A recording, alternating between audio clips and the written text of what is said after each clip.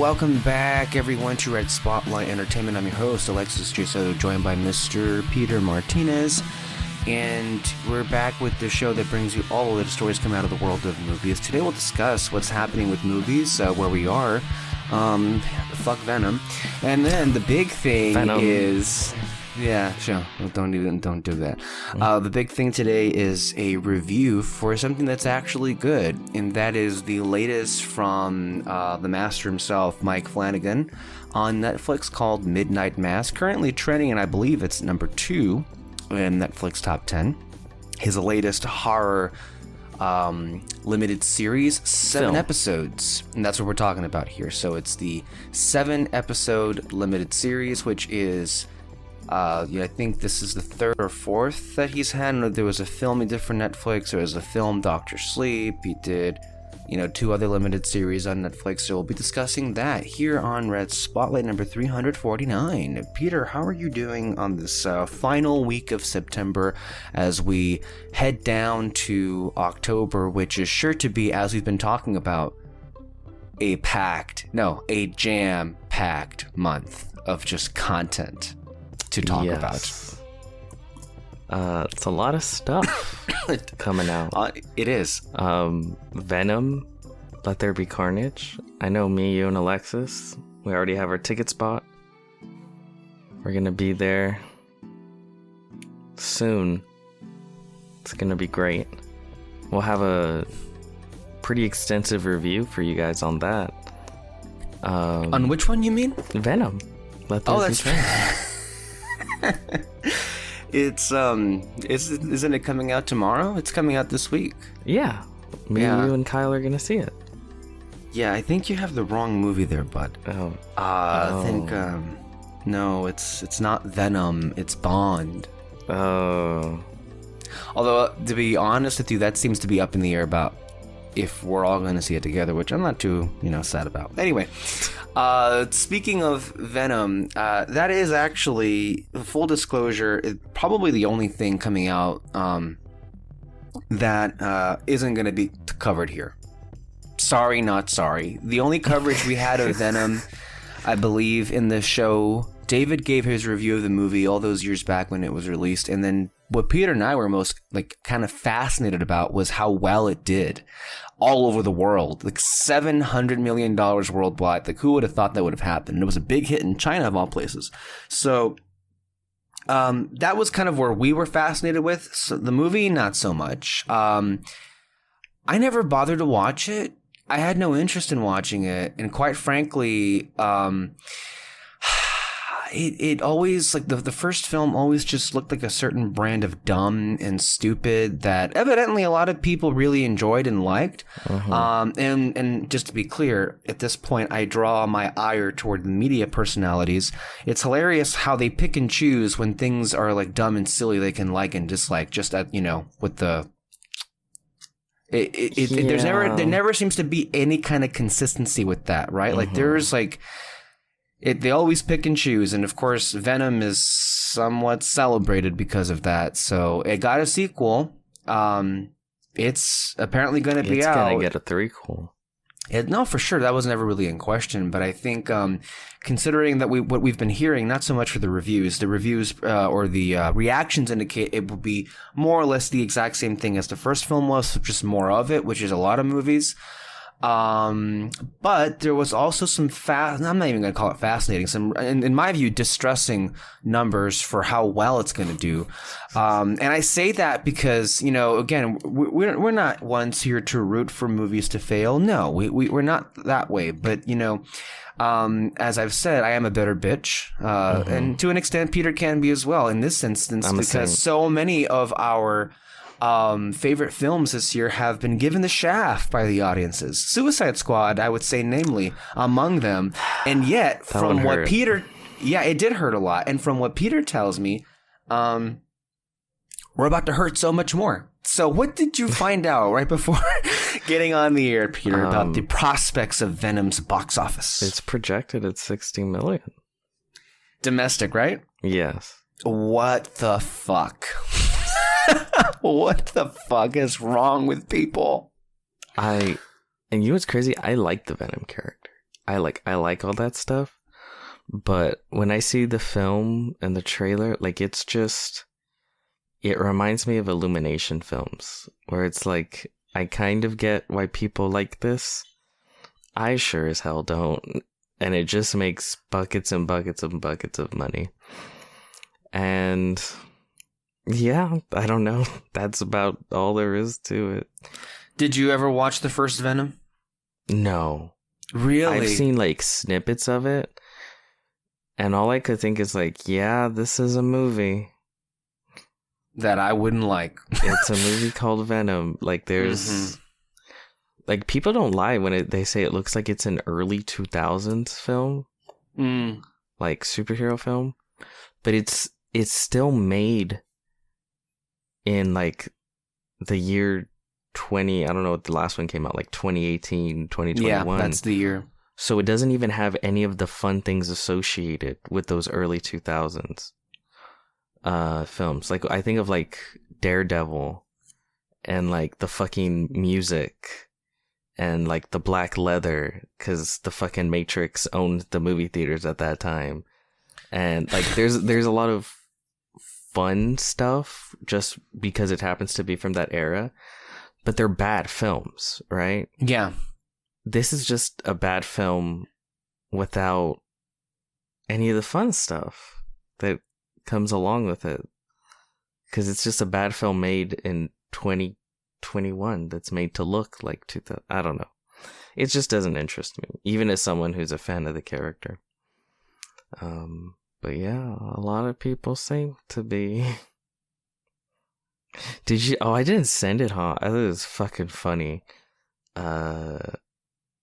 The people getting mad because they said that, I don't know who fucking said it, like that Venom is gay, or maybe it was the reactions to the film where it's kind of like a romance between. I didn't hear that.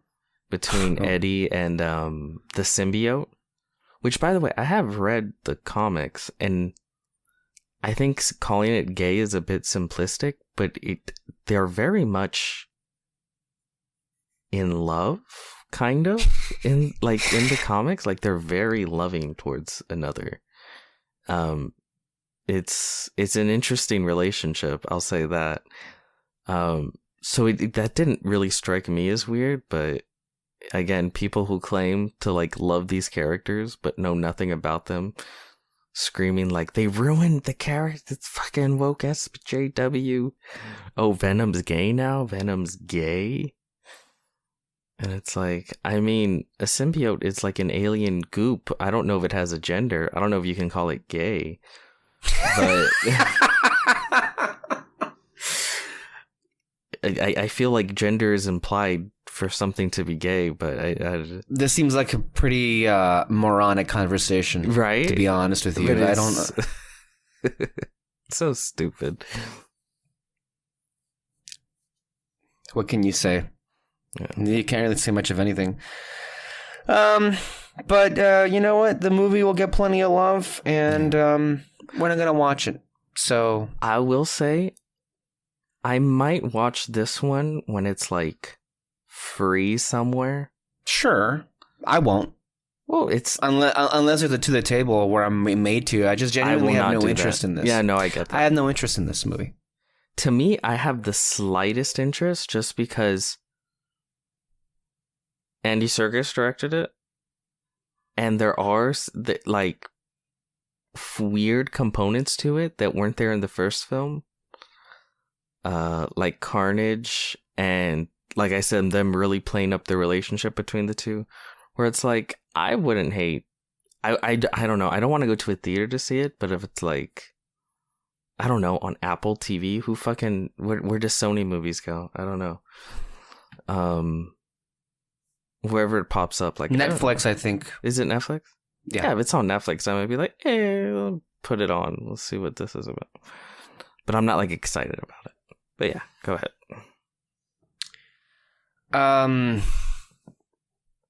Yeah, so that's the movie we're not going to discuss, but we will discuss all the other ones in in October, which would be Halloween Kills in 3 weeks. But before then, there's also James Bond, No Time to Die, as well as Last Night in Soho in June. So we got a jam-packed month, and at some point also the another Muppet movie is coming on Disney Plus, The Muppets Haunted Mansion. That's right. So that's right. Yeah, we have a whole bunch of that. But to kick off this wonderful month, because this will be the first podcast that will be dropped in October. Yeah. Midnight Mass. So we can't wait to get into that.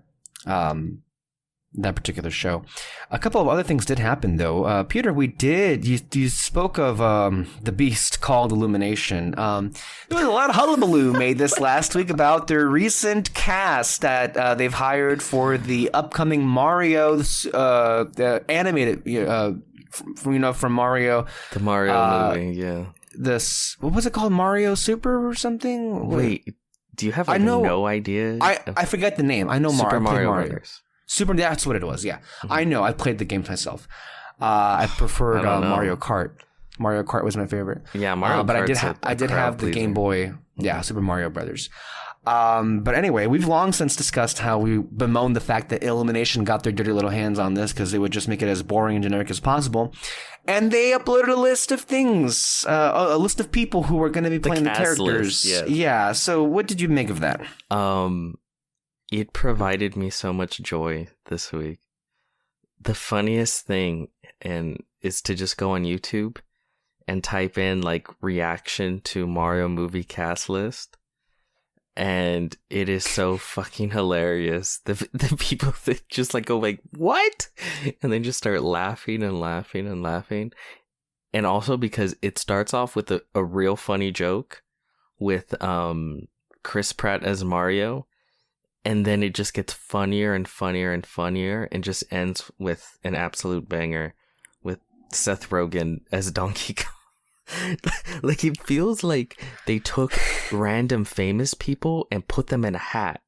And then they took random Mario characters and put them in another hat. And then they just picked them both at the same time. And they're like, okay, let's see what actor we have. Chris Pratt. Okay, who's Chris Pratt play? Oh, he gets to play Mario. It was funny. I thought it was I expected nothing less of Illumination. But yeah, very funny. Yeah, that movie's not going to be good. No, it's not. It's going to make all the money in the world, but it's not going to be good. It just reminded me, though, what we're really going to be facing up in December is a reminder of the power of Illumination, right? Because Sing 2 is coming out, and you just know, looking at that trailer and how people respond to it, people are going to eat it up. Oh, for sure. For sure. The trailer was like... Well, the first movie, too, was just like every cliche known to mankind. It felt like it was put together by the producers of American Idol. Because it has that, like... that network TV, like maybe that's why it just works so well with people, why they make so much money. But yeah, it's the same thing here. No, for me, my issue with Illumination has always been that it's not that they make bad movies, it's that they make lazy movies.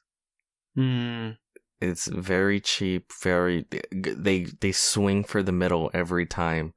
The most obvious joke, paper thin scripts, like no trying whatsoever.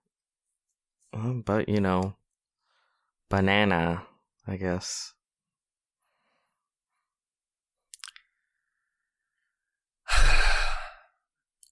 Speaking of things that we bemoan, as if there wasn't any way to discuss. So they released the information that they gave us today. I'm having a hard time talking. I'm sorry. Today it was revealed that the Book of Boba Fett would come back on December 29th. Yeah, that's right. Yeah, that's gonna happen. Gonna be badass action. I don't know if I've said this here, but I'll say this. I'm probably not gonna see it because, again, like I'm not Alexis. If I don't like something, I'm not gonna torture myself. I might see the episode where Cad Bane pops up. just because I've always really liked that character, and I'm kind of interested to see how he's portrayed in live action. And to be clear, there has been no official word that's going to happen, but it's a good bet that will happen at some point. Yeah, I'm willing to bet on it that it will happen. I guess the Disney marketing ploy of just bringing back every fucking Star Wars character eventually worked on me.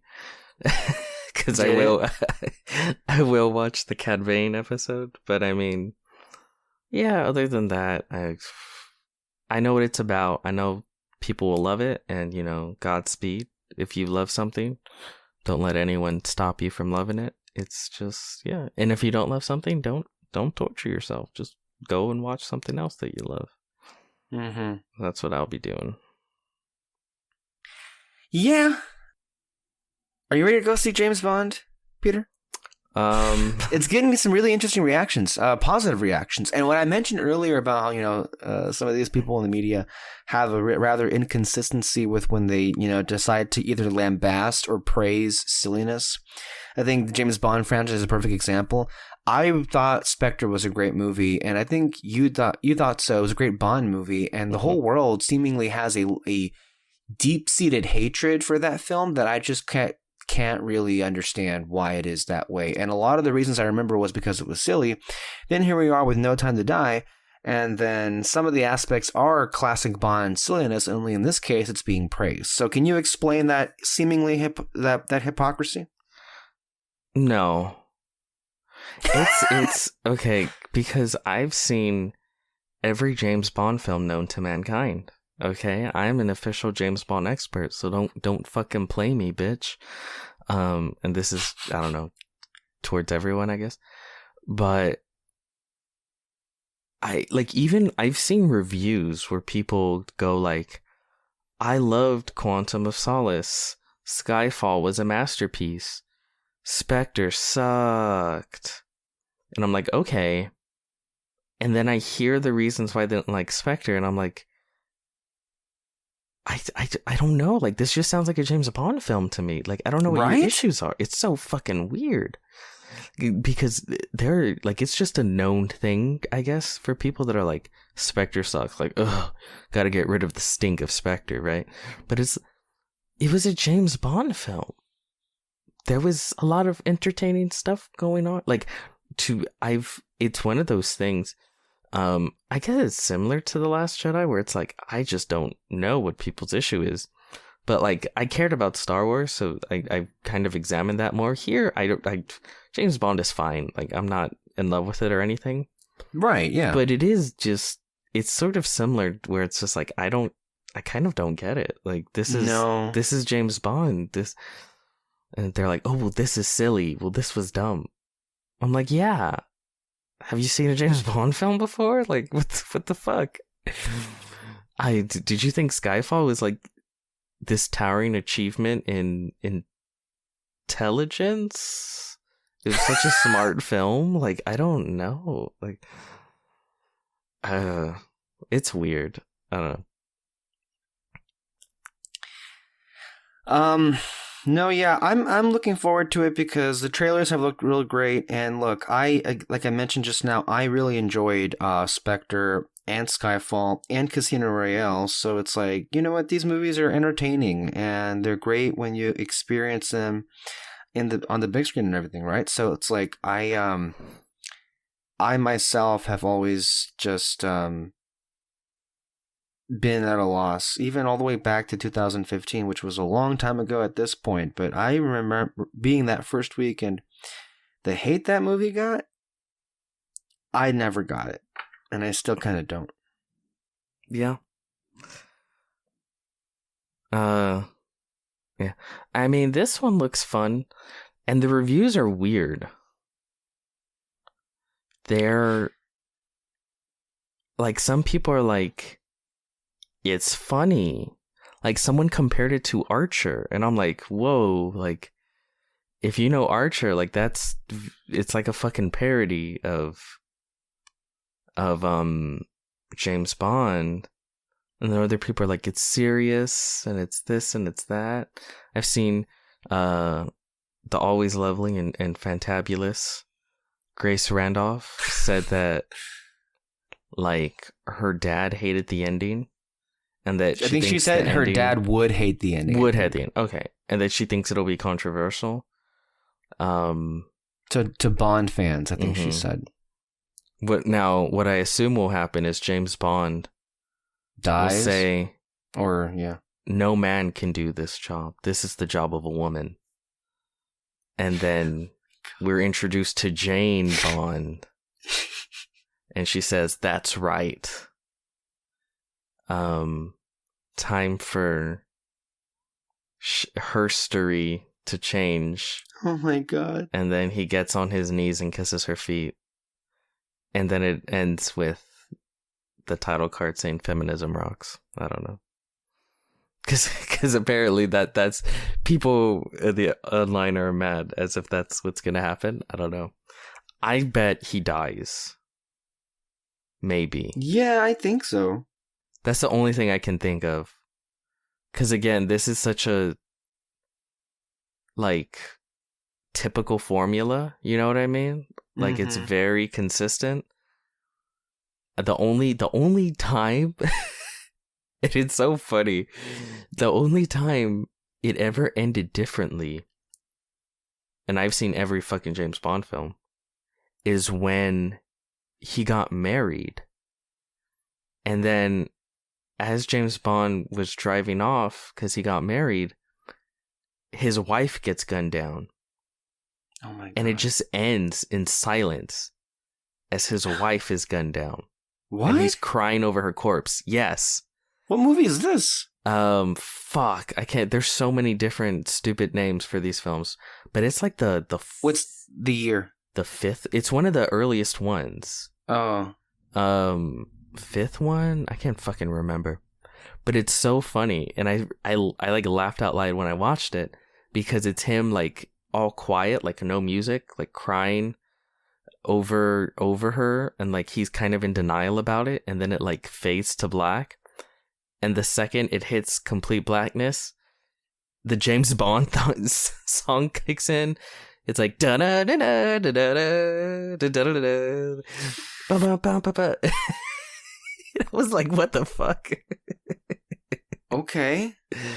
But yeah, that was the only time where it's like, holy shit! Like this took a different turn, and it's funny, yeah, because in later films it's referenced like.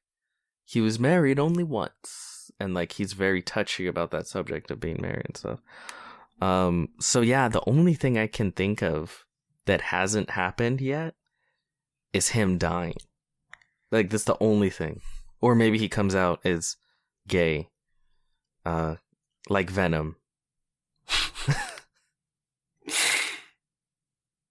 And that would upset people. Okay, let's not. Okay. Yeah.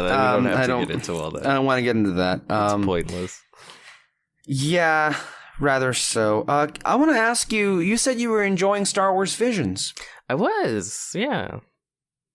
It was fun. Have you seen any of it? No. Oh, I thought you were. I've been watching Midnight Mass. What are you talking about? That takes up my whole time. I did both. Visions is like fucking. The longest episode is probably 22 minutes. It's neat. You know what I realize? Even though I was never the biggest anime fan, I've always loved this genre of franchise making where it's sort of this weird subgenre of anime shorts to a franchise. Like the one that everyone always remembers is like the Animatrix. Where the Animatrix was it's a film. It's a collection of short anime stories that take place in the Matrix world. And it's fucking neat. It's really cool. And there's a few other franchises that do this where they just kind of have like, here's our anime shorts to this world. And it's just balls to the wall. And then now this is Star Wars' turn. And it's neat. There's I will say the only complaint I have is I wish there was more variety to the storytelling that was going on, because a lot of it really is, especially if you watch it back to back to back to back, is like people that need help. There's there's a Jedi, there's a Sith, stab stab stab, like it's only one story really gets away from that sort of formula, and that's the band one, and I want it more like that. Like in one of the episodes, the fucking day is saved by the power of rock. Okay. In a Star Wars story, I think that's pretty fucking cool, and I'd want more like that, like less focus on the Jedi and the Sith, because 9 out of 10 of them, or I guess there were only 9 shorts, so like 8 out of 9 of them were Jedi and Sith centered, and only one wasn't. So if that's one complaint, that's the one I would have. But other than that, there were fun stories, and you could tell like there was when making these, no one gave a shit about canon. It kind of feels like someone quickly explained to them, like, okay, there's Jedi. Who are the bad guys? Oh, the Sith are the bad guys. Okay, and then the Force. Okay, there's yeah. We'll throw something cool together, and then that's what they did. But that also introduced a lot of neat ideas, I think, in a lot of these shorts. A lot of people really like the first one, which was The Duel, which is very much it's like black and white, old school samurai film, basically. And that has a neat little twist to the hero.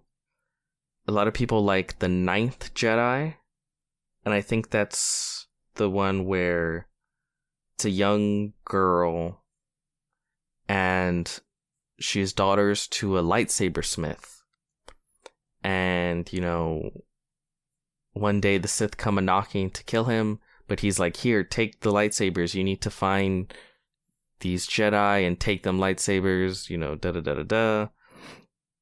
And that's a fun adventure. There's something, The Bride. I think I really like that one. And it's mostly because it was about like these people who are at one with nature, and like there's a whole thing to it. But yeah, no, I enjoyed them. I thought they were neat.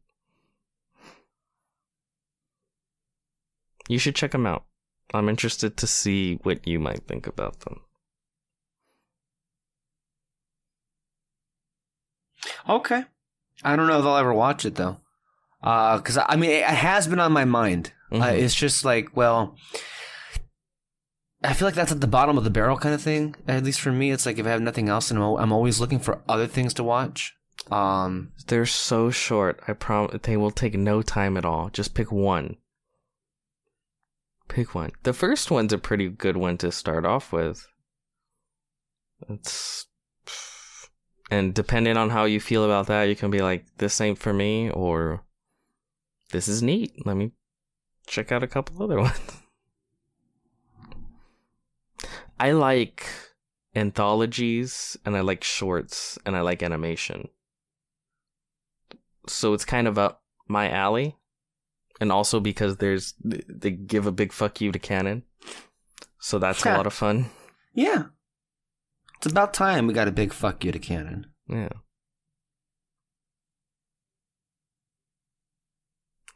I mean, I don't know. I'm great. Like, especially when I look at this, and then when I look at like the Book of Boba Fett, and then the Ahsoka show, and then the Mandalorian season 3, and then Obi-Wan show, and then Andor show, and it's just like, fucking kill me. Like, at least with Visions, it's like every one of the characters is an original character. And it's hilarious that when I was watching Grace Randolph's review, who was one of the few people that didn't like it, was saying how there were no established characters to ground people in. And I'm like, good. No, good, but it's also just sad because you see that's what the mind frame that people work with. It's like, do you see how that's just harmful to like original stories? That everything, like, if it basically sets the precedent, and to be fair, that's what they've been doing, and that is they can't seemingly ever establish new characters without having like legacy characters to ground them. Which is so stupid. It really is. Unbelievably fucking stupid. Especially because the legacy characters usually just take over. They do.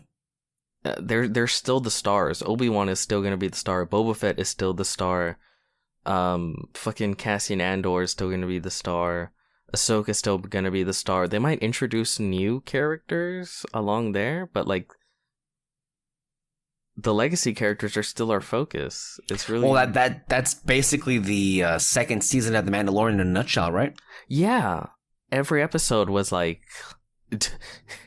it's a Where's Waldo of like, huh? Do you remember this character? Do you remember that character? So yeah, as far as Visions goes, it was a nice little breath of fresh air as far as I'm concerned, and beautifully animated. Well, that's great. I'll make sure to make sure I don't forget about it. And give it a watch when I can. That's about all that happened. I do remember, though, I do have a bit of a correction from last week's episode. Do you remember when I said about how in Brazil, S.H.I.E.L.D. was number 2 on Disney Plus? Oh, I was not mistaken. Even top 10, huh? I was mistaken. You're absolutely right. It was number 1, as a matter of fact, on the entire service for most streamed shows. Thank you so much for walking into that one, Peter. Thank you. You made my day. Yeah, as it turns out, for that particular week, it was number 2, but it turns out that the show itself was the number 1 most streamed TV series on Disney Plus. So congratulations, Brazil. And once again, not a single article was written about it because, of course, it was a positive headline. We can't have that whatsoever. So, but don't worry, that's why I'm here, and that's why, just to, keep the record straight, keeping them honest. Is this just to spite me at this point? What, the fact that it's popular in Brazil? Does that despite you at this point? I'm sorry. I mean, it's not my fault you have so little faith in this particular show, but I just wanted to share. If I had a time machine, I would not go back and kill Hitler. I would not go back and prevent any catastrophe. I would go back and stop Agents of S.H.I.E.L.D. of ever being made. And to your credit, so few people in America would notice or care. But the people around the world the people of Brazil would definitely have some words to mince with you. Wouldn't that be the case? Hey, it ain't my fault, but it's still around and it's still kicking, and number 1. Hey, how about that? How about that? Mm-hmm. How about that? So, wanted to get that out there, of course. Oh, did you see the new trailer for Encanto today? I did. What did you think of the movie? It's kind of a weird premise, right? It's weird. It's one where I'm like, it's one where I'm not instantly gelling with. Yeah. But it looks so beautifully made, and like I'm willing to roll the dice. And me, who's someone who's not always into Disney animated movies. Not only Disney animated, but what's his name's music? Lin-Manuel. I really liked all the music I've heard from. That's interesting, though. It's like Encanto. Like, you seem to really like the Hamilton soundtrack, but you didn't at all like any song from In the Heights. No, it was just, I don't know. Nothing was memorable to me within the Heights. But no, I did. There was some good songs with Hamilton. I definitely see. I get why it was so popular, because most people never fucking saw the thing. They just heard the music. And you can just project any sort of quality onto the show itself. Not to say that the show was bad, especially what's his name's performance. Lin-Manuel. No, the one with the best performance. Aaron Burr. Yes, Aaron Burr, sir. Mr. Leslie Odom Jr. Leslie Odom Jr. Yes. Not to say that Lin-Manuel was bad. But he was the weakest link. We have our whole Hamilton review and everything. Yeah, the Encanto looks really good. I'm always up for a Disney animated movie. You know, generally speaking, like it's hard for me to not like Disney animated movies, whether it be on the animation side or Pixar. I kind of feel like that's like how you are with the Conjuring verse. I am like with these because I genuinely really like all of them. Mm-hmm. It's just a matter of like how much I like them. So like I really like Soul. I liked Raya quite a bit, and I of course it's been no secret I love Luca. So I can't wait to see what they have with this one. And it will be interesting, of course, the strategy, because this will be an experiment of sorts with Disney where it'll be theatrical for about a month or so, maybe not even, but about a month for Thanksgiving weekend, which it'll be there. And then on Christmas Day, it drops on Disney Plus without even having an extra charge in there. So they must have really liked how Soul performed last year when they did that with that movie. You know what? I think they see the business sense in having a children's movie right then and there for Christmas, right? Right. Yeah, I'm sure it'll cause subscriptions to spike.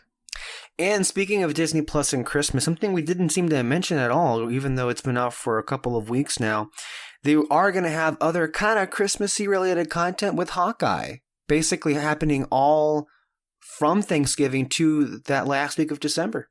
It's a Christmas movie. What are you talking about? It's an amazing trailer. I thought it was hilarious. They really lean into that hard. I mean, of course, we'll see what the series actually entails, but it looks like a fun show. Everyone and their mother has already said this, but it's very true. It takes very much from Matt Fraction's Hawkeye run, which I recently read the entirety, and it's a really good book. Hawkeye, for whatever reason, Hawkeye has really good comics. It's weird. Because I don't give a shit about the fucking character in the movies, but he is really good. And this is the first time where I really noticed, like, they directly just lifted scenes from that run. Did they? Yeah.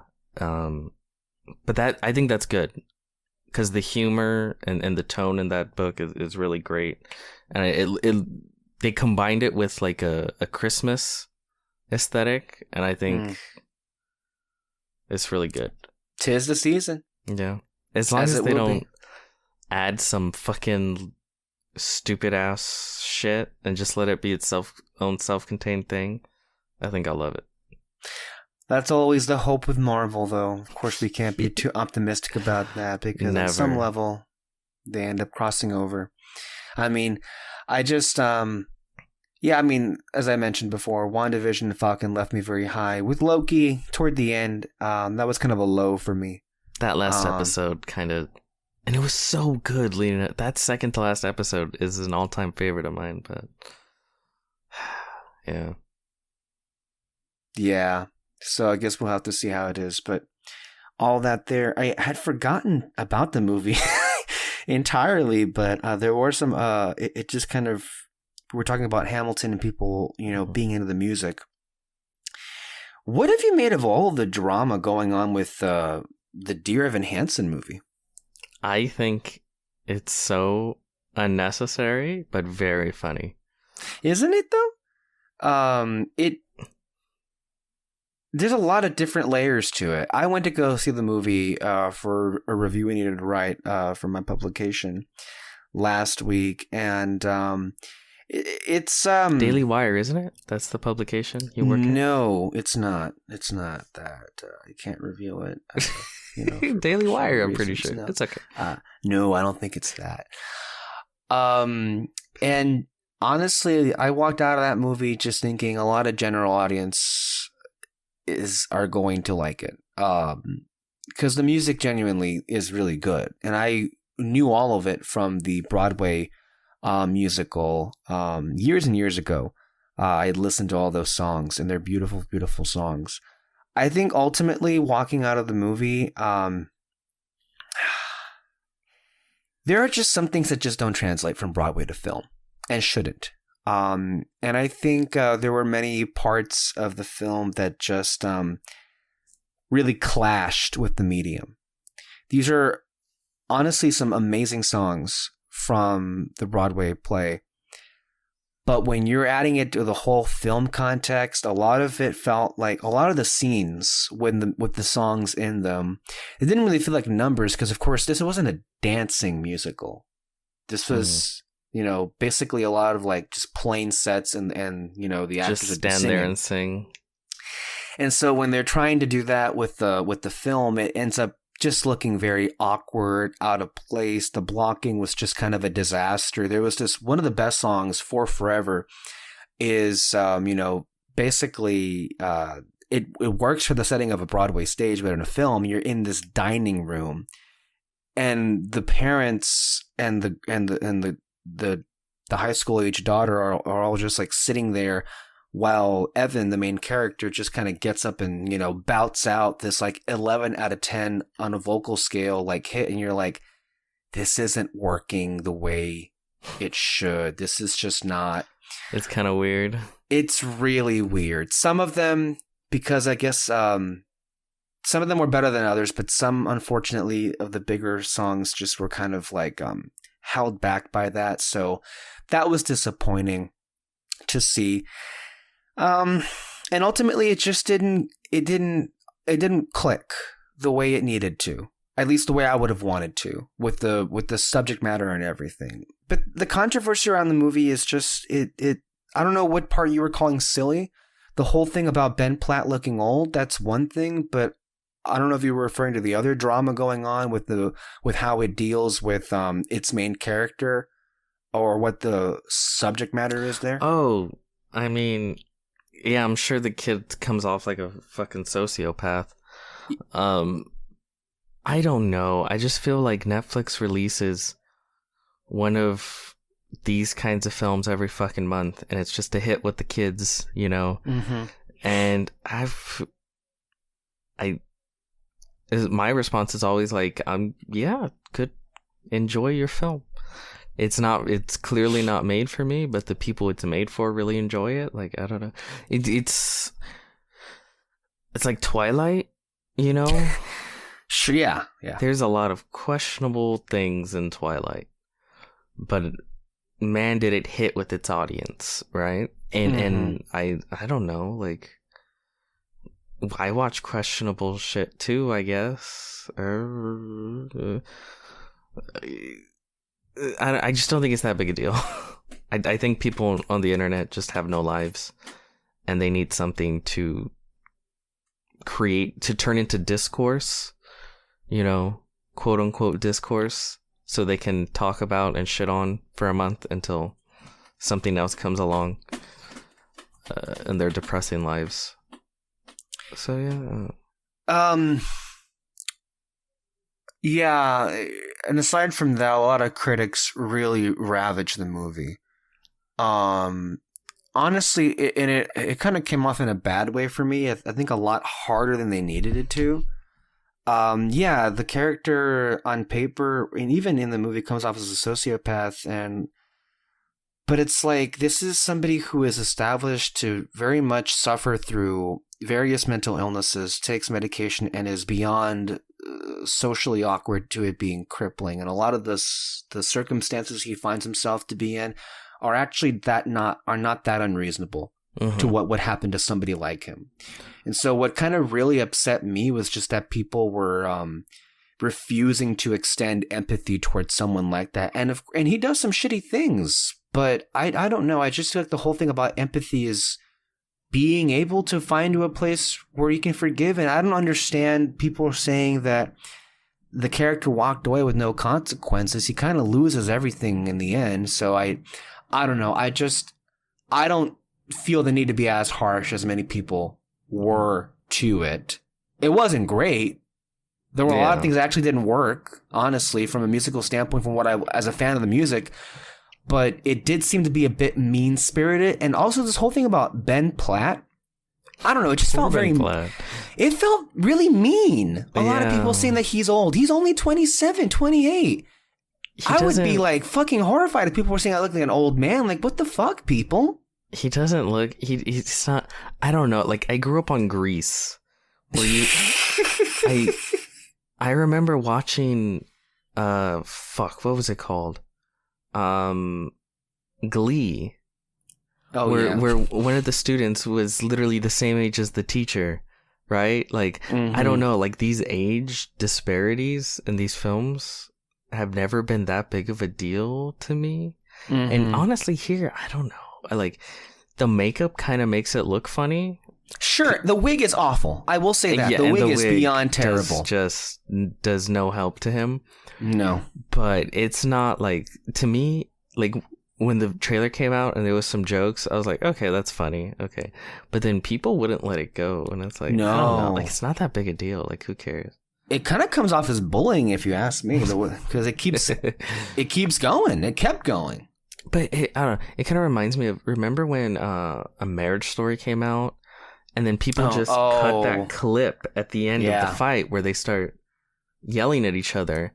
And people will literally just watch a 15-second clip, not watch any of the movie, and go like, man, this shit sucks. This looks like crap. I saw people fucking do that with Suicide Squad. They just showed the end where they're like firing at Starro, and they're like, man, this looks like trash. And I saw that happen. No, this really pissed me off. I saw that happen. You really pissed me off right now. Not you ignited this feeling, but they did that with Free Guy. Free Guy is a wonderful movie, but they took out that scene where, of course, the one scene where it included the Captain America and the Star Wars IP, and people were saying people liked this. People thought it was good. This is trash and garbage, and why is everything so IP focused and everything? And it's like, you didn't watch the fucking movie. Shut the fuck up. You clearly have no idea what this would. What you don't know what the movie's about. Like, but it's supposed to parody shit like Fortnite and stuff like that, which is constantly has IP stuff shoved into it, and it's like most of the film wasn't that. It was just this one little moment, and literally, I don't know. I just people on the internet are assholes. And honestly, like, sometimes they do that to films, and I don't even like. If I were to see Dear Evan Hansen, I probably wouldn't like it. Right? Like, it's not like, oh yeah, I like these films, so I need to defend them. It's just this weird thing where people just feel the need. I don't know if it's like a superiority complex. Yeah, to be like, it's the internet, so it probably is. Everyone's trying to outdo themselves and how much of a better person they are to everyone else. But I see that with movies all the time, where they'll show like a 5-second clip and then just trash it and be like, I could never like this. And it's like, you didn't see the movie. I could take 5 seconds out of any film and make it look like dog shit. Because without context, yeah, it's going to look weird or bad or annoying or dumb. I don't know. Be cool, people. I don't know. Just stop being fucking lame.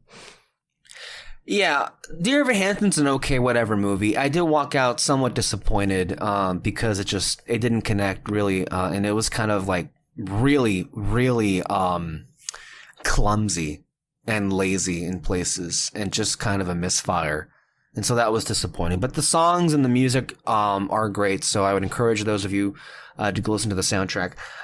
Speaking of musicals real quick, there was a new trailer for West Side Story, I think. I don't think I saw it. Did you? I think I did. Well, okay, I think I did. Ms. Alexis, she said something about the dialogue or the way they talked, and I was like, I didn't. She made some comment about that, like, and I was like, was there a weird way they talked? I don't know. Maybe I didn't see it because I remember her making that comment, and I'm like, what the fuck are you talking about? I was like, is it their accents? Are their accents weird? I don't know. It's a pretty looking movie. I should hope so. It's Steven Spielberg, right? Yeah. You know, for me, let me ask this of you. Yeah. What's up? I love Steven Spielberg, and he has for a long time reportedly wanted to make a musical. He wanted to make Hook a musical at first, but it didn't work out that way, which is a shame because I really would have loved to have seen how that would have musical version of that movie. Yeah. So I'm always hopeful for any one of his new movies, but also this, as a movie in and of itself. Should I watch the original movie before watching his remake? I would. Okay. I think it's just cool to compare. Right. Because it's like, this is the same movie.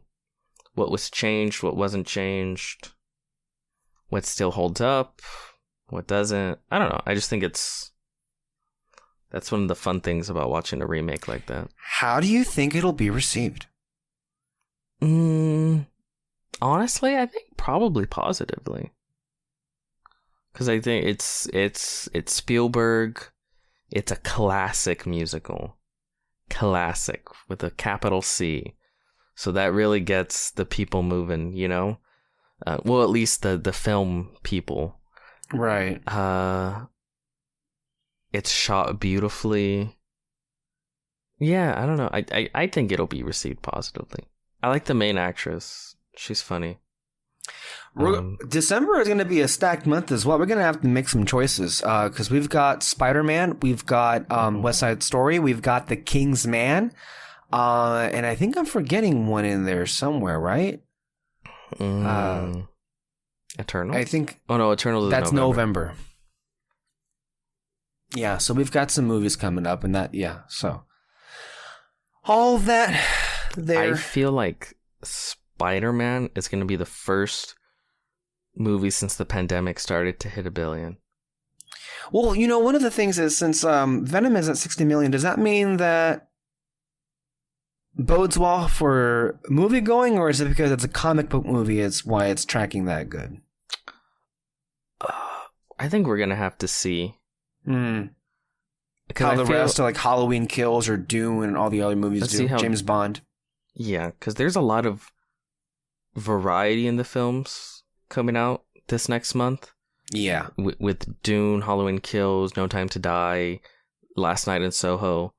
All very different kind of films. None of them superheroes or Marvel. So I think by the end of the month, we'll have a much better understanding of what's working, what isn't, what's going on. Yeah.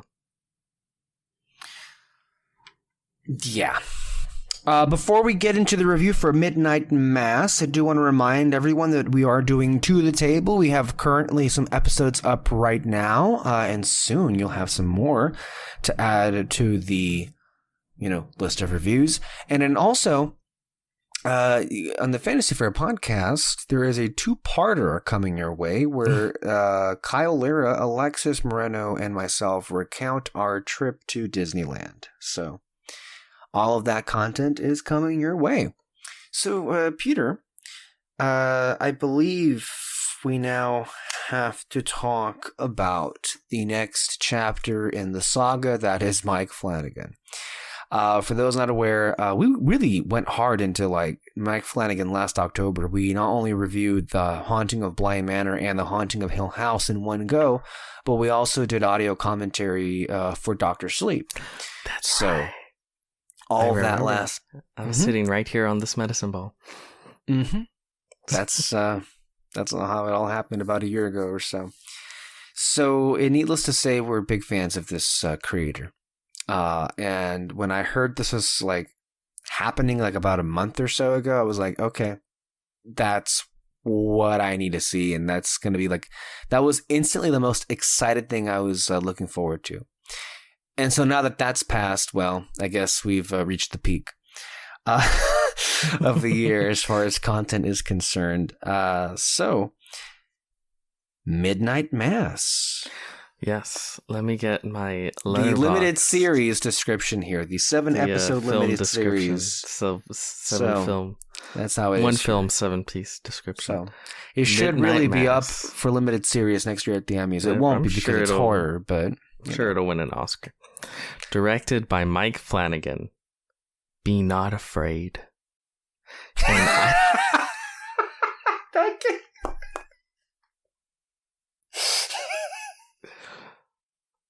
I like that one. An isolated island community experiences miraculous events and frightening omens after the arrival of a charismatic, mysterious young priest. Directed by Mike Flanagan, produced by Mike Flanagan, written by Mike Flanagan, as well as I believe his brother wrote it with him, if I'm not mistaken. There's only one writer, F. Paul Wilson, right here. I don't know. He probably did write it. I think he did. No, I have him right here. It depends on episode by episode, but like for example, the episode 1 was written by Mike, and then some of them were written by Mike and then James Flanagan. Other writers include Elaine Gale, Danny Parker, Jeff Howard, and yeah, that's it. But Mike Flanagan, I believe, is credited as a writer for every single episode, sometimes on his own, and then oftentimes with James, and then some others sprinkled in there somewhere. So, for full context. Starring Zach Gilford, Hamish Linklater, Kate Siegel. Hamish Linklater. Kate Siegel, Annabeth Gish, Samantha Sloyan, Henry Thomas. Cannot forget the Henry Thomas. Crystal Ballant, Raoul Colley, and yeah, Alex Esso. A lot of people. So, a lot of people that Mr. Flanagan has previously worked with, which is one of the things that I love that he does with his. It isn't just that all the stuff that he works on is horror related, but he finds a way to bring back the cast, even though it's not like a continuation of like The Haunting, like Bly Manor or Hill House. But I guess we can call it the Flanagan verse, where you have, the Haunting series as well as Doctor Sleep, because you do have basically returning cast members from both of those in here somewhere. Can we just do this every year? Can we just have can Netflix just provide a new Mike Flanagan show every year? Because honestly, I'm really down for that. I'm just going to say that off the bat. And the work that he's done is like kind of what people think American Horror Story is, but actually good, and with depth and with emotion and with meaning, and with stuff that's just incredibly thought-provoking, and honestly some of the best content that is written, produced, or directed in this decade and last decade. He is fantastic. I agree. I'd like, though something I do not mean. Well, maybe I do mean a little bit to playfully chastise the creator of the network here, Kyle Lira. He has not seen anything by Mike Flanagan.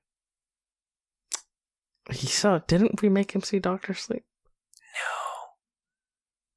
He was supposed to, but remember he bailed on those audio commentaries. God damn it. See, this is my thing with Kyle. When he wants us to see something that he likes, he pushes fucking hard, and we're like, okay, we'll see it. When we want him to see something, he's like, no, and because you asked me, I will never watch it. And it's like, really, motherfucker? Okay. Even when he makes commitments to be on productions for the podcast, he still finds ways to get out of it. Well, it's like when we invite him to the movies, and it's like, very busy. A new Disney movie's out? What were the movies he was there with us? It was Free Guy. Yeah. Right? I saw Jungle Cruise with him. Mm-hmm. He saw Cruella in the theater. Yep. And now the only one, Suicide Squad. He wants to go down to Mexico to see No Time to Die, like a day early. It's actually playing right now. Oh, fuck. Maybe he's went already then. But this is what I'm saying. God damn it, Kyle. On his deathbed, I'm going to just start playing episodes of Breaking Bad. He will die learning the story of Heisenberg. But no, I love Mike Flanagan. I agree. I want something I don't care what the fuck it is. I just want something yearly from Mike Flanagan, because I love his storytelling so much. And I understand it's not for everyone. Apparently. He does have a style Mm-hmm. and a type of writing and a way of telling his stories that it seemingly it hits hard for a lot of people, and then for a lot of people, other people, it's kind of a turnoff. And honestly, I kind of get it. Part of what I get from that real quick is this constant thing, and it seems to be brought up in almost every show at this point, but this, aversion people have to quote unquote cheese in films. If people detect that it's too cheesy, they automatically in their minds associate it as something that is inferior and bad, and just like, really? You have to do this? I think people are wired that way now for whatever reason. So when they detect oh my God, this kind of went too emotional, kind of went too cheesy, it's like, really? It turns them off. I think that's one of the components, at play here. And then he also has a very deliberate pace. Yeah. And his style, in particular, his style of dialogue, not only I think does it reinforce this whole cheese thing that people have an aversion to. Dialogue or monologue? That's what I meant, though. It's like he has he likes to write many pages, and people don't like to apparently listen to long conversations. Well, I don't think it's long conversations. It's a long monologues, right? So like one person will go and they will talk for a very long time. Mm-hmm. And then another person will go and they will talk. It's not like a constant back and forth. You know what I mean? And I think for some people, again, I'm not even like this. I'm not judging. Like, I get it. If that sort of way of storytelling kind of, it's like, yeah, you're not feeling it. I love it. I can tell you that. I love it a lot. I love his endless monologues. They give me life. But I kind of get it. If you're like, it's just not something for me. I do get that. But I think I've told you this already. I saw that he was attached to, I think it's a film, do an adaptation of a pretty good comic called Something is Killing the Children. And it's I read the first volume of that one, and it's pretty neat.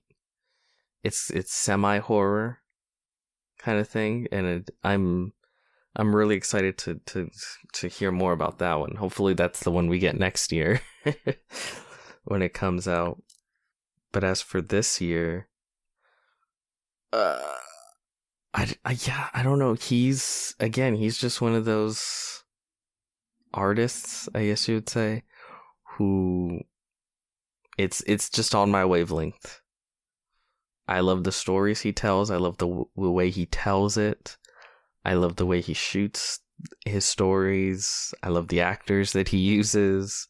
I love the type of horror that he does. I love his cinematography too. Yeah. There was some scenes where it's like, I can just watch this. I can be in this space for a long time. I just love looking at it too. Mm-hmm. By the way, it's a quick aside, not to derail this, but how is it that we've gone this long? We've never just to what we were discussing before we started the review about movies coming out. There's a Guillermo del Toro movie coming in December.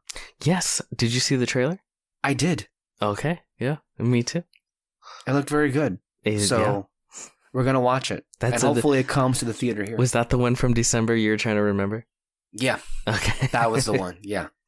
I think it will. I think it will come. I hope so. I think it will. It fucking better. If not, then we will just have no choice but to go to Mexico. To San Diego. Oh, okay. Mexico.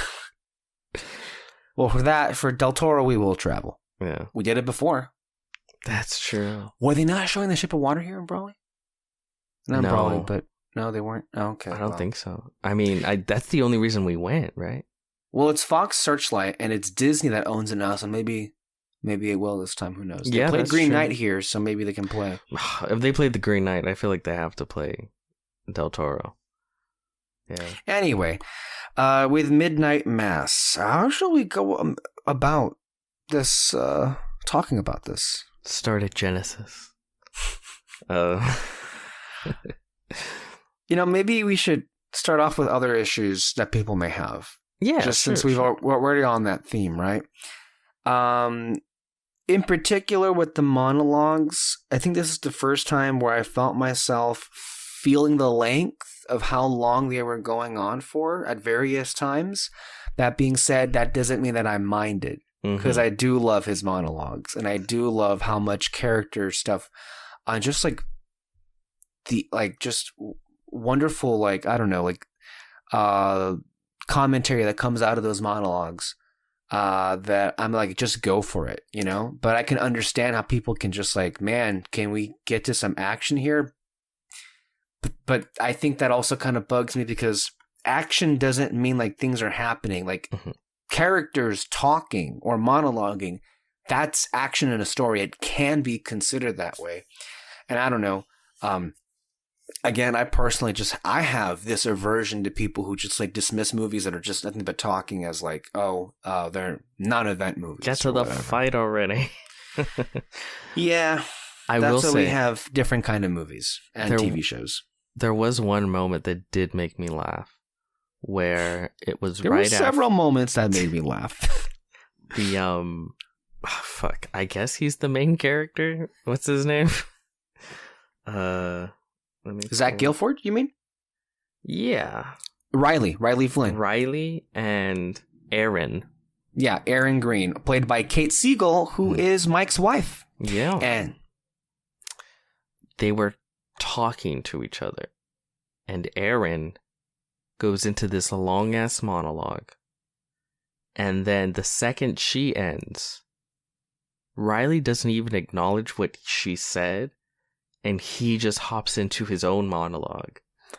I remember that. I remember that part. Yeah, I was like, okay, we're just transitioning to the next one. He did a roundabout way of addressing what she said, but instead of off the bat, he just okay, now here's my monologue. Okay, yeah, that's kind of how I felt. I remember that moment. That was funny. That was the one point where I'm like, okay, and it kind of made me laugh. But no, also, and you see this with every Mike Flanagan project, the story and the characters and everything going on, that's the main reason he's making, that's the main course. The spooks and scares are kind of just the sprinkles. Right. Yeah. So again, as we've long discussed with horror fans, if you're the kind of horror fan that's just mainly judging these things based off the number of scares and how good they were, I can understand why that type of horror fan would not at all be a fan with Mike Flanagan, because that's not really his main prerogative. But that doesn't mean the man doesn't know how to scare you. Yeah. Because with Hill House, with the Blind Manor, and then and here, there was some things that just oh fuck, are not just in the form of scary looking, but there are some cutaways to just some intentional jump scares that do work. So yeah, it's not as if he doesn't do that. It's just not the main course here. No, there's some scary shit. Oh yeah, there's some scary shit, scary looking shit you would think in a horror movie. And then there's also other kind of scary shit that you wouldn't necessarily think. More existential scary. Oh, yeah. This was, I think this is the most depressing he's made in a while. I think that's saying something, but that's true. I kind of not to give anything away, but the ending of this, my jaw was on the floor. I mean, this is devastation. I don't think you can compare to any of his other works. Yeah. And it also, it's an interesting balance, I will say, he did strike. Not to get too far ahead into it, but typically speaking, he does like to have a hopeful, optimistic, end to his things. That's also something about him that wins me over to his side as somebody that likes these things, especially in horror. Here there is an interesting balance, because it's kind of hard to find that with all that happens. Anyway, other stuff that I think people are going to have a hard time and that I've been hearing having a hard time with, it's the pace. And I think a lot of people are going to find themselves in the first 2 episodes just waiting for the stuff to happen, the shit to go down. They're going to be a little bit impatient to get to that. And I can understand that. But I mean, I kind of, and I was also surprised too that it wasn't immediately doing that, you know, the spooky, scary stuff. It took its time to get there. And I feel like it very much is the kind of series that you would hear as the slow burn. And it very much is that way. Ooh, but that explosion, baby, that explosion I was gonna say, if you stick with it. You ain't seeing that coming. I didn't see it coming. The fireworks that happen? Wow. Yeah. If you stick with it, the wait is worth it. It gets pretty fucking wild. Well, how did you feel about that? Did you find yourself like curious as to like the pace in terms of how like Flanagan was like unfolding these like revelations? I could definitely tell it's a slow pace, but I loved it, right? Oh, yeah. Because for me, it's like, I like these characters. I like their monologues. And each episode just gives you a few nuggets to just continue to keep you interested. I agree with you. Interested. Mm-hmm. It'll drop some things at the end of the episode. It goes like, fuck, I gotta keep watching, right? Like I watched about 3 episodes before work. And then I got home late. And I started the 4th one. And the 4th one is quite the banger, as kids say. Yeah. And I just didn't stop until like 4:30 in the morning. And I just straight up watched the rest. So yeah, no, it kept me glued. I can for sure, I can understand how people are like, this is kind of slow. It worked on me. Because I was genuinely interested in everything going on. And honestly, going back and rewatching some of those earlier episodes, there's so many hints. Yeah. So many of a lot of different things. I want to go back and rewatch it. Like, are we doing spoilers? Can we do Not yet. Okay. No. But there are certain things, certain relationships. There's just a lot that's just little nuggets, like no attention really brought to it. But then looking back, I'm like, I see it. And I'm like, oh, fuck, this is cool. Okay. Yeah. Okay. So yeah, no, the pace worked for me. It did. Okay. Who would you say the main character is? God. I think if there is a main or the closest thing to a main character, it kind of like it kind of hovers between, depending, because I think Riley it changes. Riley, well, sure, but I would also think like Hamish Linklater as Father Paul or Father Paul. It starts off with you thinking Riley is the main character because it follows his sequence of events. Mm-hmm. But I think it very much ends as an ensemble. Very much so, yes. Yeah. He's kind of the main character until you get to the island. Yeah. And then you meet everyone, and then it's everyone's story. Yeah. Oh, and as far as things people might not like, do you think people would get... I haven't seen too much of this. I think people would be like offended by its religious musings and discussion. Yeah, because there are people out there that have their own agendas, and they will be offended because it in some cases, I feel like it directly criticizes them in the form of some of these characters. A lot of these. If you are like a very specific character in this film, a certain woman that should have been burned at the stake, and many of them are. If you are like her, then yeah, you'd probably be offended. Probably should but be I offended. think, yeah, no, you're like I said, should have been burned at the stake. I feel like most people watching it wouldn't be that.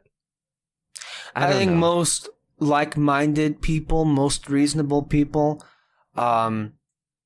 would be okay with it. If you're right-leaning and if you belong, if you're a traditional evangelical conservative, perhaps you would find issues with it because they usually find issues with anything, and so why wouldn't they find issues with this?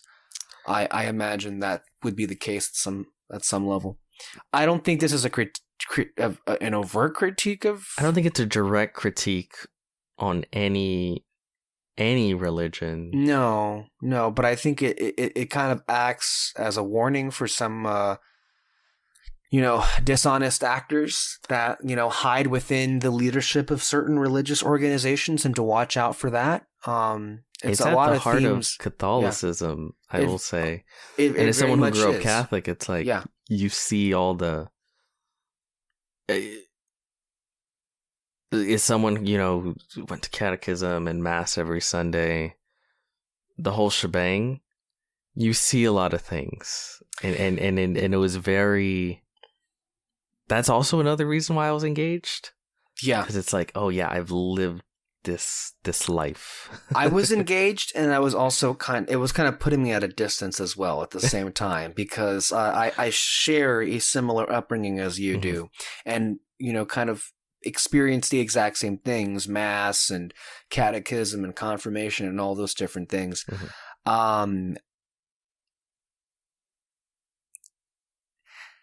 This is a thing with if you're Catholic, I think you will immediately, and you were raised that way, you would find things to automatically, I think, relate to, and you just be interested in that. Yeah.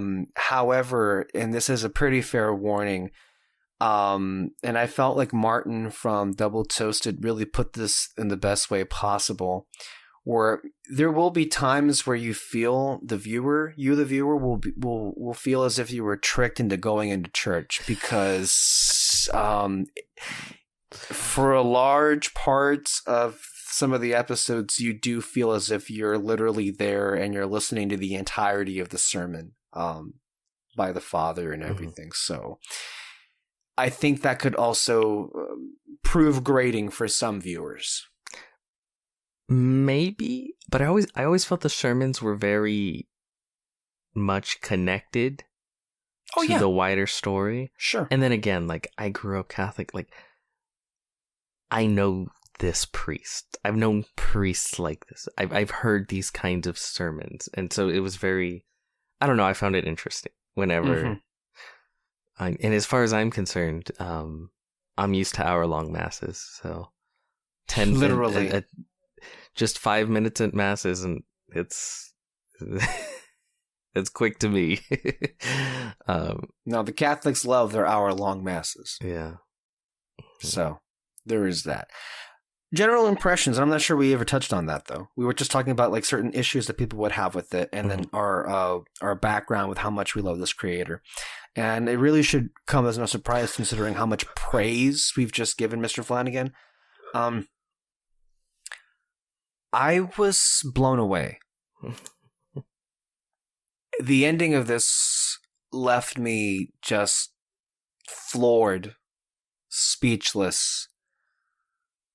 It may very well not only be the best thing I've seen this year, maybe the best thing I will see this year.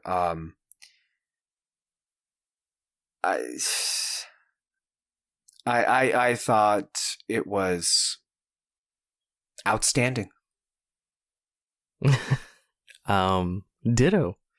I really fucking enjoyed it, like immensely. You said you watched it all in one go, or almost basically in one day? A day and a half, a day and 3/4. I don't know.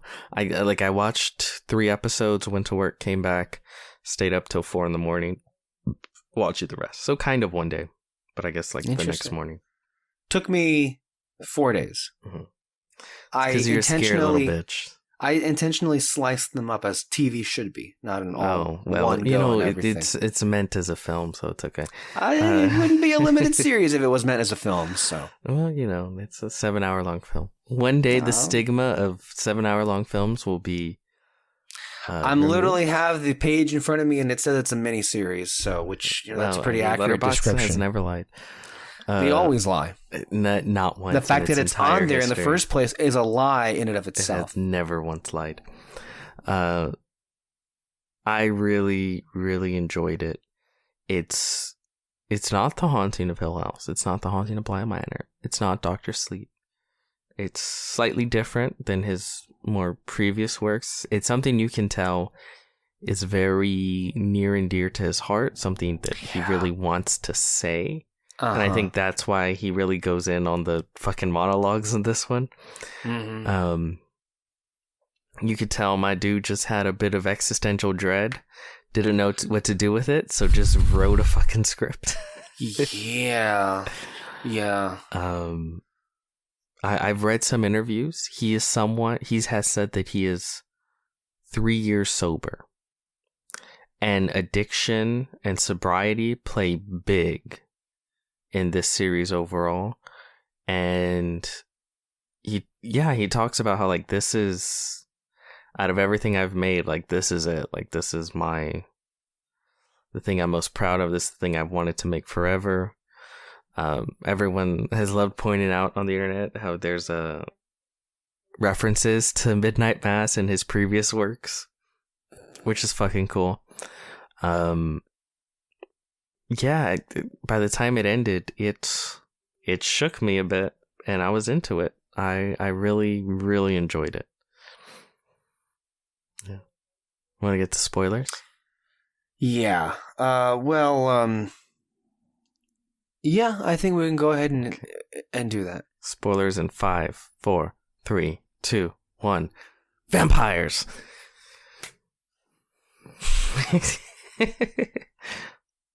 The name is never uttered, but you know what it is.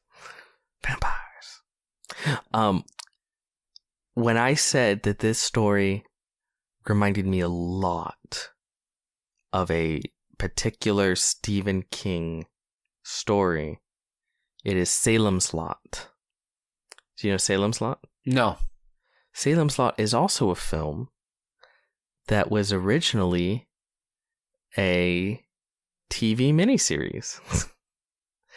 It's like over 3 hours long, but it's now collected into one 3-hour film as it was meant to be seen. So there's precedent. But Salem's Lot, it's an ensemble story. It's about a sleepy little town, not an island, but a town. And fucking vampire moves in and slowly starts turning the entire town. Until by the very end, basically it's a fucking town full of vampires and our heroes trying to fucking survive, basically. So yeah, it reminded me a lot of Salem's Lot. But this one goes a lot deeper insofar as its discussions on religion, afterlife, death, time, addiction. It goes all in on that shit. And yeah, I loved it.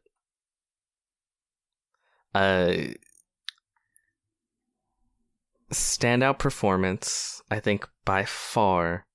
Oh yeah. Is, let's see if we agree, Hamish Linklater. We do not agree. It's Hamish. Oh, yes. It's just I'm trying to respect his culture, so I say it correctly. Look, the performances in this are pretty great, as they usually are in a Flanagan piece. Mm-hmm. Hamish Linklater is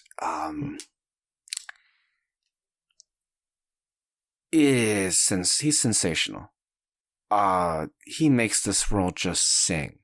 I don't think I've ever seen him in many other things. I know he was on this show called The New Adventures of Old Christine, which Julia Louis-Dreyfus was on there. So was Clark Gregg. A lot of interesting actors that were there. But not much afterward. And so where this performance came from, I don't know, but I really do hope that people look at him differently, because what a tour de force it was. I think it was perfect. And I was engaged in anything and everything he did. Mm-hmm. And he as a character is honestly, it's interesting because ultimately he does bring this menace to Crockett, the name of the island that it is. And he basically, the perpetrator for a lot of the things that unfortunately go wrong.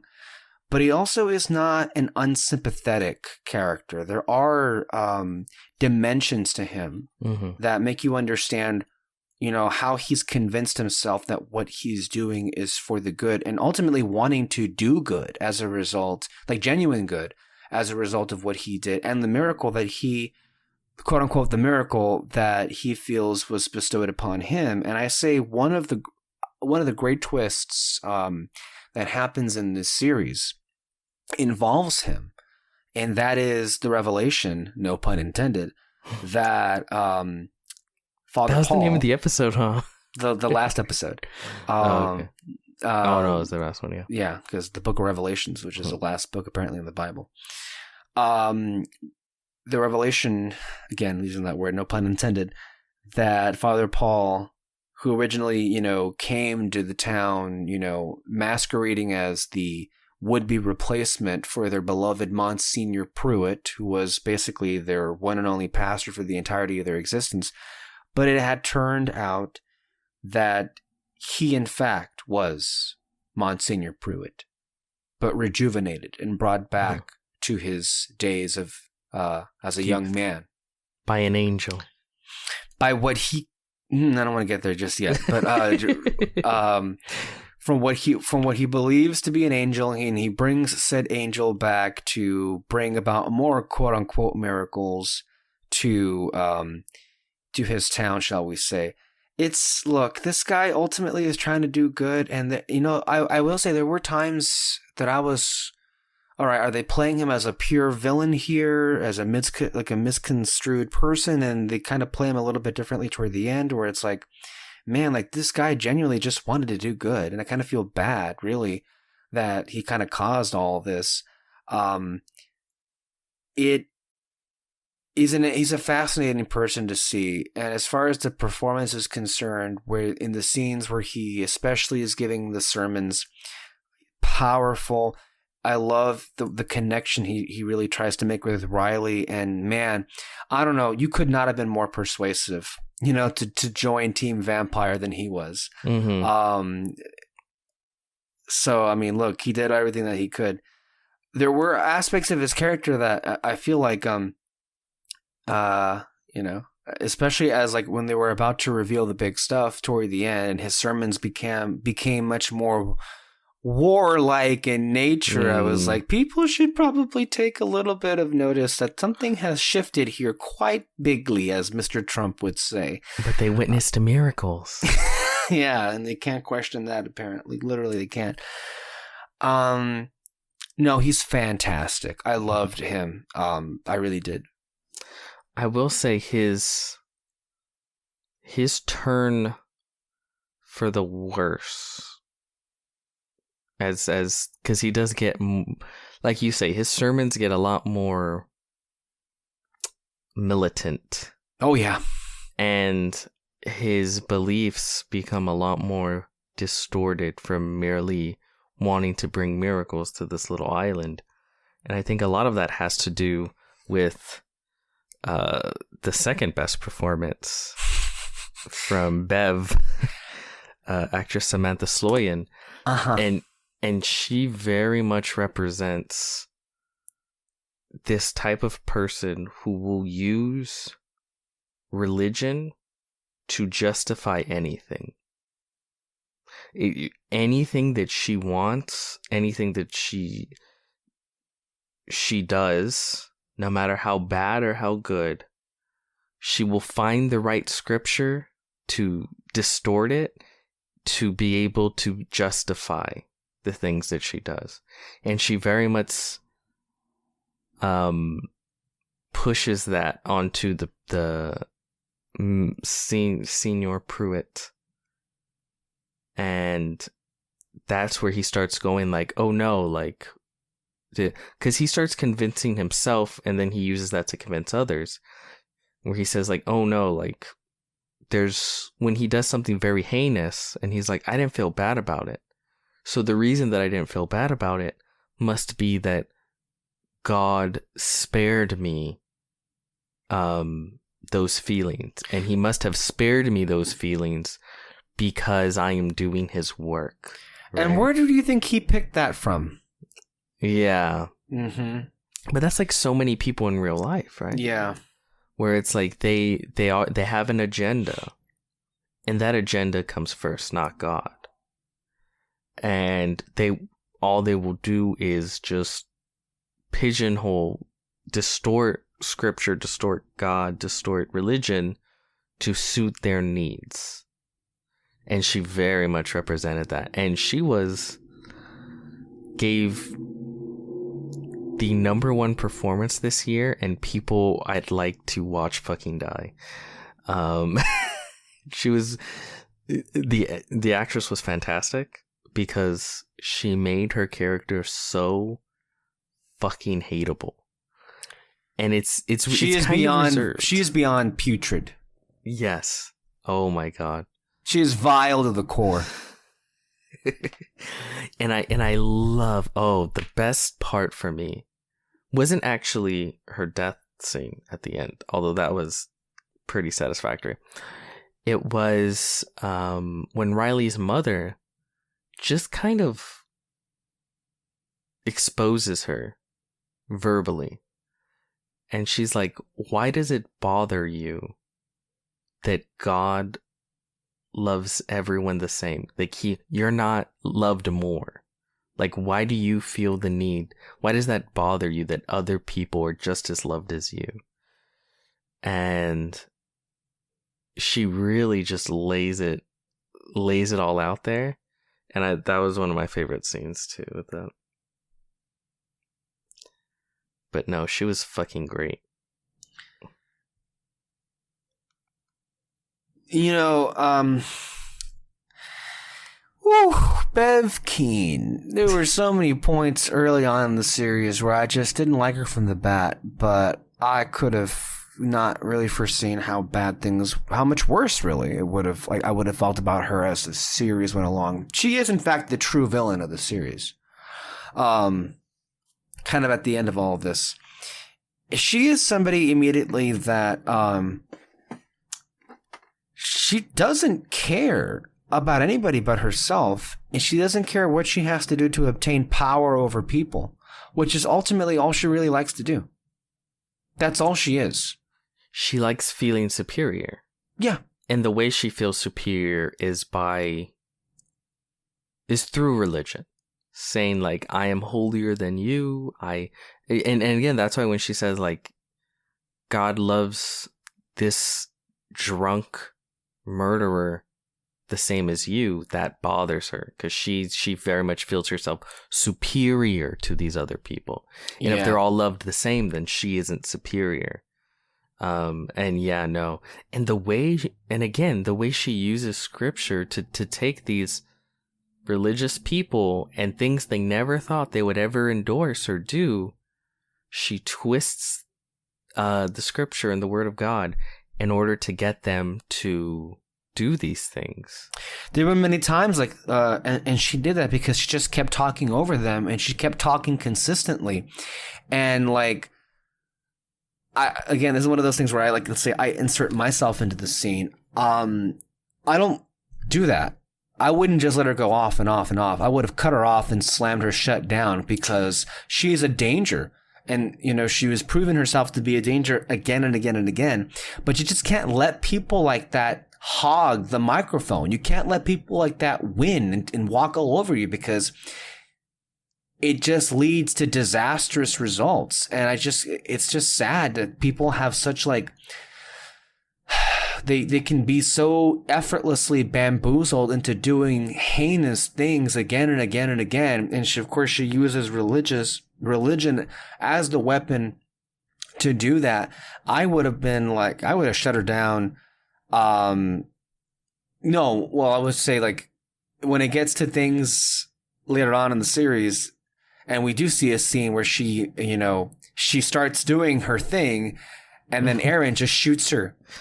As like, I was waiting the entire show for somebody to do that, because that's just how you do with people who cannot be reasoned with and who are only looking to hold power over you. That's what you do, especially in a circumstance when fucking vampires are taking over the damn island. She is so... You mean angels? Yeah, sure, angels. No, she starts out the first or second episode, she kills a dog, and then the person she's always wanted dead, she like put him in a rug, dump him in the ocean or whatever. Yeah, she just immediately accepts all these different things for her own benefit, and then it's like, I think the ultimate hypocrisy about herself is like, she doesn't love God, she wants to be God, and she then plays God, especially in the last episode, when she like picks and chooses who gets to live and who gets to die. And she even turns on her beloved Monsignor Pruitt just like that. Mm-hmm. She has no allegiance to a god. She only has allegiance to herself. Yes.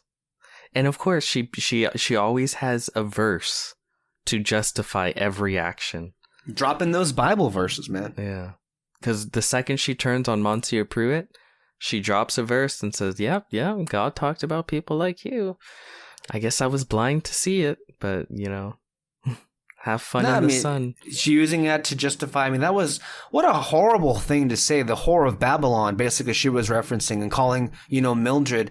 And then also her just overt racism toward the sheriff. Yeah.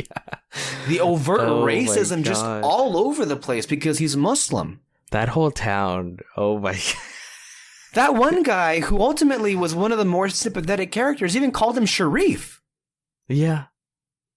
Yeah. The other guy, the friend of the younger brother of Riley's younger brother, call his son Ali Aladdin. Who are they, Kyle? No, that wasn't great. This is another scene where people might be like, this is unnecessary, this is slow, this is whatever.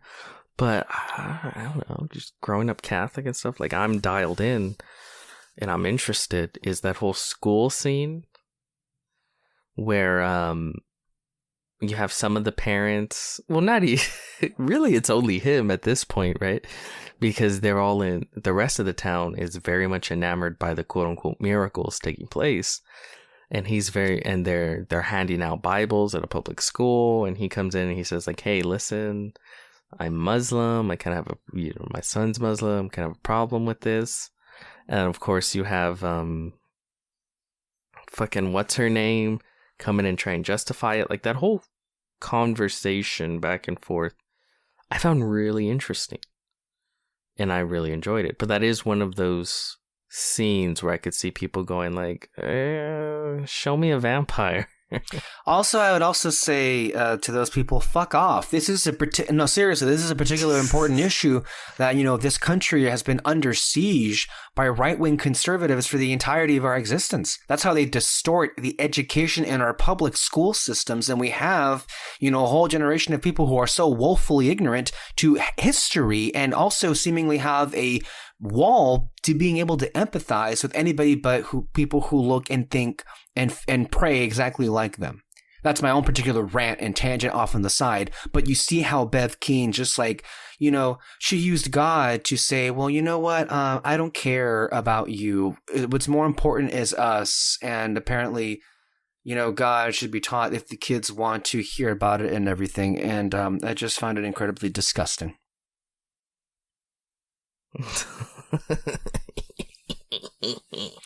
But there was also a similar monologue with that character, the sheriff, when, I think it was Dr. Gunning, right? They were at his office, and he was talking about his background. He goes into his whole fucking life story starting at 9/11. Yeah. And I was surprised they really, when I knew they were going to address it at some point, like his, just sort of the bigoted way he was being treated by the rest of the town. Because even when they're trying to be nice, they're like, hey,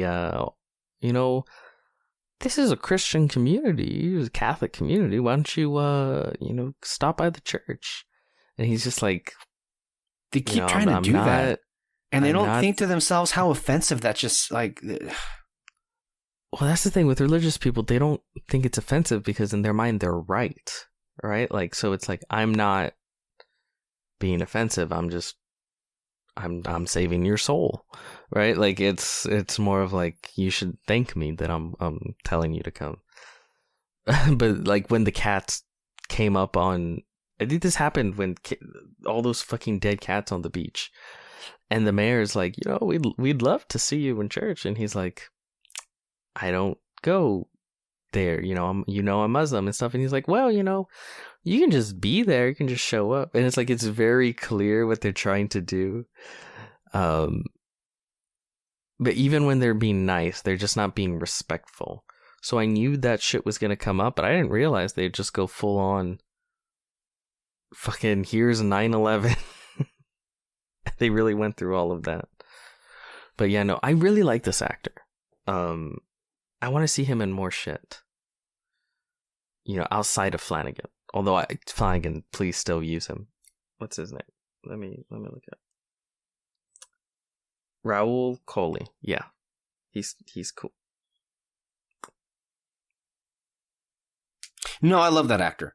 He was great last year in Blind Manor, and then also great to effect here. But yeah, this whole thing kind of became like a fuck Bev Keane certain situation. But we should probably talk about some of the main, one of the main families that we have with Henry Thomas involved in there. Yeah, Riley Henry Thomas. Right, and Riley. We start off with him, and he's forced to come back because he, I would say, accidentally killed someone, but apparently that would offend some people. So let's just say he unintentionally killed somebody.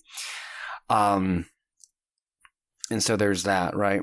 And so he comes back, and his life is basically over, like professionally speaking. Anyway, there's really nothing for people like that afterward, and so he comes back home because there's nowhere else for him to be.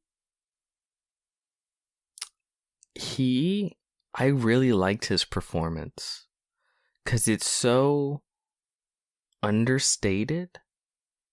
It's not very showy. Like you can tell he's kind of like a shriveled husk of a human being, and it's through his subtle performance, right? It's not anything big or showy. He doesn't scream about his feelings or anything. It's just the way he kind of walks through scenes, kind of lifeless, and yeah, his discussions with Aaron and everything that goes on with that. He has his own ghost that follows him everywhere, which is the ghost of the person he killed, who he sees. And again, visually, I thought that's really well done, right? Where like, it's not an actual ghost, but it's more of just visually, he just always sees her. But he sees her in the only way he ever saw her, right? You see the red and blue lights from the cop car, like always flashing off her face. With the blood and everything that happened with it. But what happened with him hurt. Because I was rooting for him, right? It really did, man. It really did. I felt bad. I felt all kinds of bad what happened to him. And also what happened to the other guy, Joe Colley. played by Yeah. what's the name of that? I got him right here. Joe Colley, who has been in The Haunting of Hill House, and I believe he was also in Doctor Sleep. Joe Colley here was played by Robert Longstreet, the town drunk, as he's referred to here. And the story with him is he accidentally didn't intend to. I feel intent at least intent to me means a lot of different things. It doesn't equate to the same thing as if it was an accident or it was on purpose. But for a lot of people, I can understand why that's a lot to overlook, considering what happened, considering what he did, and that is he accidentally maimed the teenage daughter of the mayor, and so she was forced to be in a wheelchair, and that's fucking terrible. Yeah, and by the way, both of this was caused due to addiction. They were both drunks. Yes, which is why they have so much in common. They have an exchange, the two of them, after their initial meeting with Father Paul, that I thought was one of the more moving scenes of the series. And they really had me hoping things would look out for both of them. Oh God, I know. Like his performance when the girl that he maimed, through the miracles of Father Paul, she is able to walk again, quote unquote miracles. And the town is in a frenzy over this. And, some time passes. She goes to see him, the town drunk who paralyzed her, who made it so that she could never walk. And it's such a powerful scene. She does some great acting, but Robert Longstreet, like, the way he just falls apart when she says, "I forgive you." And you can tell, like, that just emotionally wrecked that character. I really like him as an actor. And again, he's another one of the regulars where I'm like, every time he pops up, I'm like, yeah, that guy. But no, it was a fantastic performance. And because of that, there's so many people that, despite how incredibly flawed they are, you root for them. Yeah. And all of them fail. Well, not fail, but all of them have unfortunate ends. Yeah.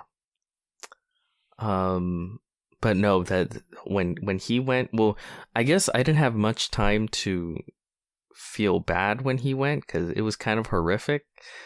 The fucking imagery when that shit went down. But oh my God, it was so heartbreaking when Riley went. Like the way it's sort of the smash cut between him taking the hand of the woman that he had killed, right? And sort of finally standing up in the sun, to Aaron like screaming and crying as his body just combusts, and it cuts to the credits. Like, holy shit. It doesn't just cut to the credit. The credits have her like crying and screaming, and then just silence. Like that fucker Flanagan really like fucker. He literally like made us feel all of it. Yeah. It's that, like, when that went down, I remember going like, okay, this is different. This is okay. Yeah. Fuck you, you piece of shit. Yeah. Yeah. Like, how dare you make us feel that sad? I don't think sad's not even cutting it. It's just devastating. I think it was like the 5th episode. No, it's the end of the 4th episode. The 4th episode. Holy shit. Yeah. Mm-hmm. And there's still like 3 hours left. And you're just like, fuck. Like, this was kind of our main character. This is the guy we're rooting for. And that's crazy, because they introduce so many characters that, again, they may have flaws, but there's just they're fighting those flaws and they're fighting to be better people. And then it ends. And by ends, I mean their lives. And it's just... it's tough. It's a smack in the face. It really is. Even like who I thought I'd kind of be fuck these people, Riley's parents. Yeah, Ed Flynn, Mm-hmm. And then I believe Anne Flynn. Yeah, and there are these people who are very these people, they're overly religious, but the dad's kind of a disconnected asshole, and the mom's very out there, and I was you think you're not gonna like these people, but the mom she's out there, but she's very loving. Yeah. And even though, she's getting sucked into the bullshit going on at the church, you feel for her. And the dad, he's kind of a disconnected asshole, but it's not because he doesn't care. Mm-hmm. And you see that. And of course, what's his name? One of my favorite Flanagan actors, Henry Thomas. Oh yeah, he gives a great performance. So yeah, when that end comes with them, it's just fuck. God damn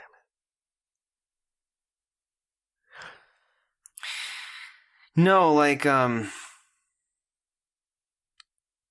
it's oh my god. I don't know what to say. I do feel bad for them. It's I think for them, they play the part of religious people that actually mean well. I feel like they're your average people. Uh-huh.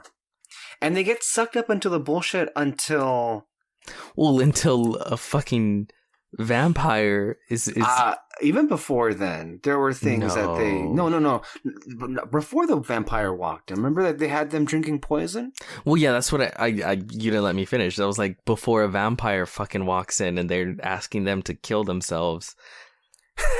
It gets... Oh my god. But that's saying a lot because most of those people fell for that. Well, because they saw what they thought to be an angel and they literally saw someone come back to life. So they're bottoms up. That was, oh my, once we get to that scene, that's when shit hits the fan, and it's so entertaining because that's when it's full on just cult mayhem. You literally have the drinking the Kool-Aid fucking thing. Where they're, and the part that just scared the shit out of me was when the town sheriff just grabs his son we're getting the fuck out of here. These people are insane. Well, this is after during shit. The church. Oh, I just remembered. Yes. And they turn, and there's the fucking vampire just standing there in preach what do you call it? Priest garb. Yeah. And it's just fucking shit. They do the thing with the eyes is so good. Yes. The vampire eyes. Uh-huh. They have several fucking jump scares with that throughout the show, and it works every time. Every fucking time. But no, that's when it was just fucking hell.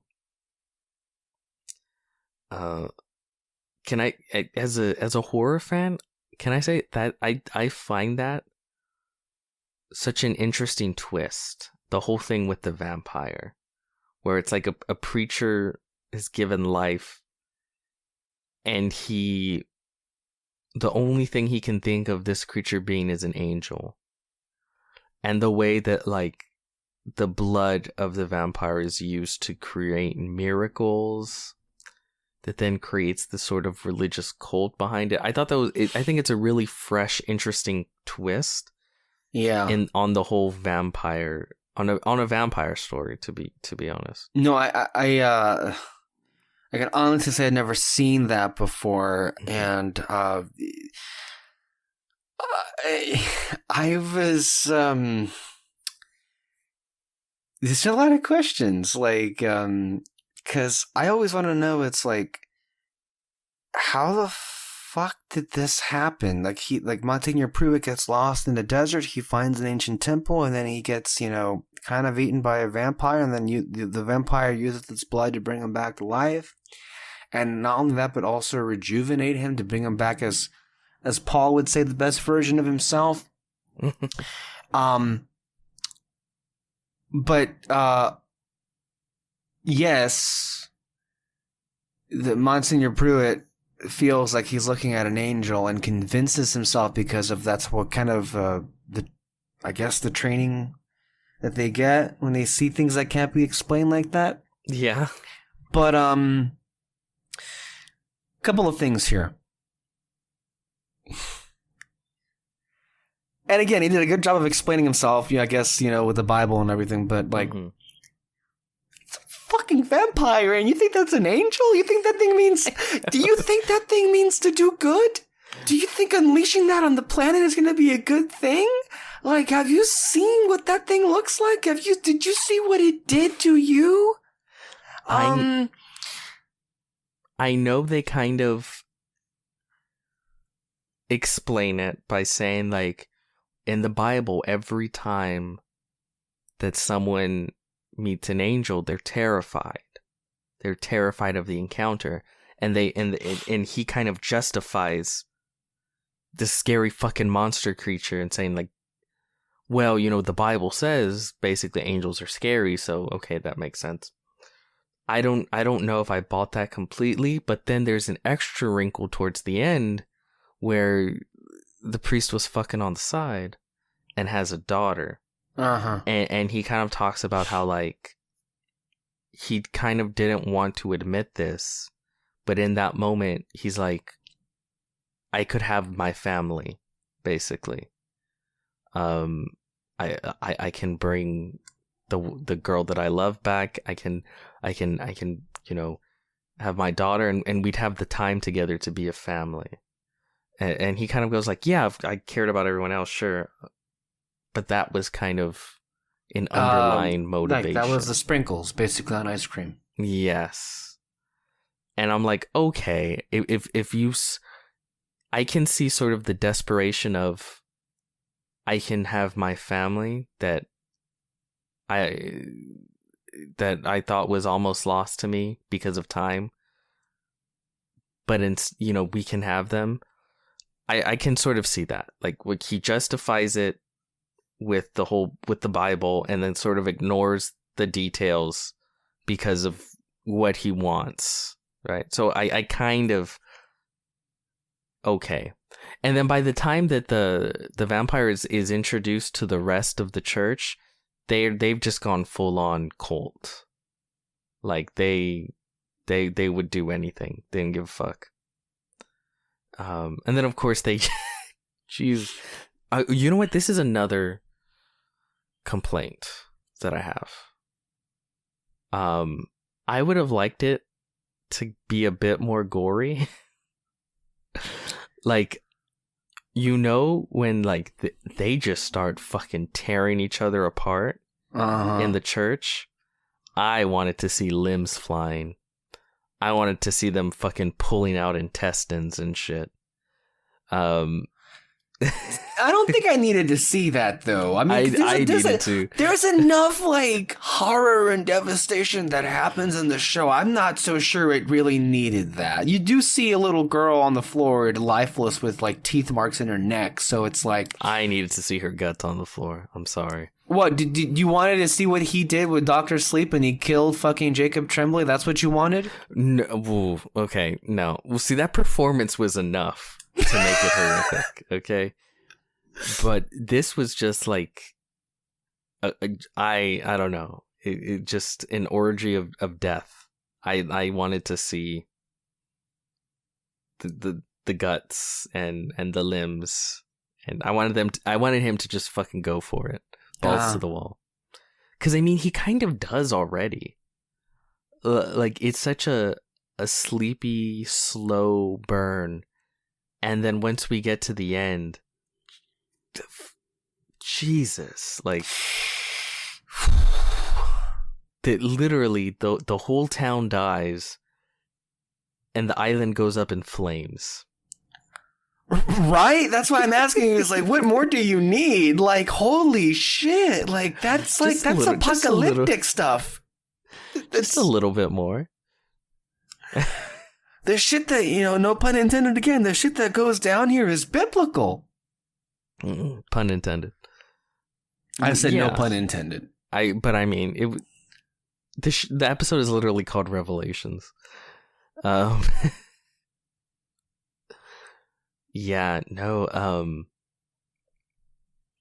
I remember just being like in such, just kind of like my jaw drop in the end where the whole island's on fire. Yeah. And they're singing as the God. sun rises. And then the second that the sun rises, the singing just stops. And I'm just like, fuck. Yeah. Just a couple more guts, though. Come on now. Come on, Flanagan. I don't know if we mentioned this yet, but the music. Very good. The music's very good. I love how operatic it feels like. And then also, as you mentioned, that wonderful last musical sequence, basically. It's just beautiful to see. I don't think words can properly do justice what we're trying to describe with those, particular scenes, instead of just watching it for yourself. But I really would implore people, I know sometimes my word doesn't mean shit for a lot of people, but I truly was rocked to my core by a lot of what I saw, just as a human being. And that's why I think when I said earlier on, this is one of the best things I think of the year, and one of the best things I ever seen, was because exactly of, to the last two episodes, the last episode, and just the imagery and it's not just striking, it's also just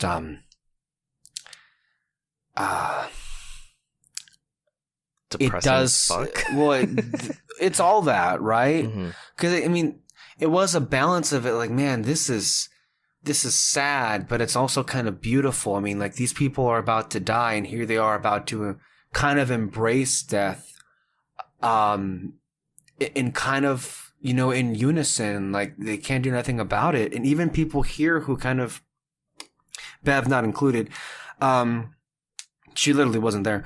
I'll just kind of like, picture the scene from How the Grinch Stole Christmas, when the Who's reacted to their gifts, being stolen by the Grinch, and they all just kind of like hold hands and sing, around the Christmas tree. But picture that combined with the ending of Titanic. And they literally do lift that song from the end of Titanic, which in and of itself was lifted from like urban legend, that's what, was played on violin as the ship was going down. That exact same song that they were singing here.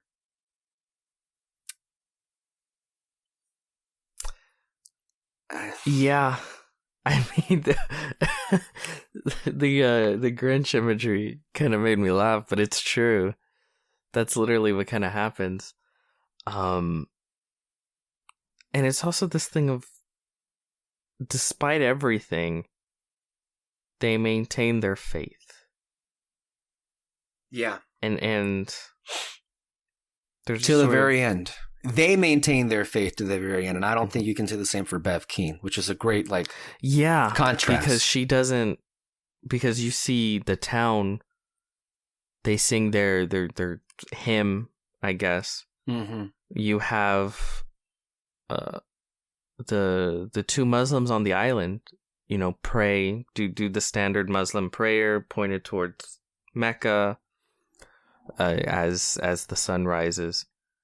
And she's, as it happens, she's like digging, like in she the just sand. starts clawing at the ground, like a scared animal, and completely in denial, just not accepting what's going down, even though she's the main driver of why all of this fucking happened. She was the one at the end that refused to embrace death. Mm-hmm. And apparently she was the one that, thought herself as the most faithful. Yeah, and what's her name? The mother, she has a line like Annie Flynn? yeah, she's like, I don't understand why, religious people, they talk about She says like, we all say there's a heaven, but at the end we're still like, we're bargaining for just minutes. Yeah, basically that. Which I think showed the reality of her faith, her husband's faith, the two Muslim characters' faith, basically everyone's faith except hers, because she's the one bargaining at the end, which tells you how much does she really believe what she believes. Mm-hmm. Yeah. Couple of questions here. Mm-hmm. Who the fuck was that vampire? Right? He just came in, wrecked shop, and then fucked off. Because, like, here's the thing. Because we're led to believe that, poor Monsignor Pruitt deludes himself into this being an angel. It sure as hell isn't an angel, but damn if he doesn't play the part. Yeah, he commits to the role with the robes and everything. That's what's so crazy is, and I know the answer is it doesn't matter. It's not the point. Yeah, but there is something. I'm just curious. I'm curious. It's so intriguing about him because in points, he seems the vampire never even speaks once, but he appears to be rather intelligent. He appears to somehow be able to communicate with Pruitt. Yeah, and sort of has like a plan. Right. Like, something he's trying to accomplish, but then in other moments, he comes off just like an animal. Literally. Right? Like he's just feeding, and like they shoot him twice with the gun, and it doesn't do much except to annoy him, and he's just kind of like sort of claws at them, like, get away, I'm eating.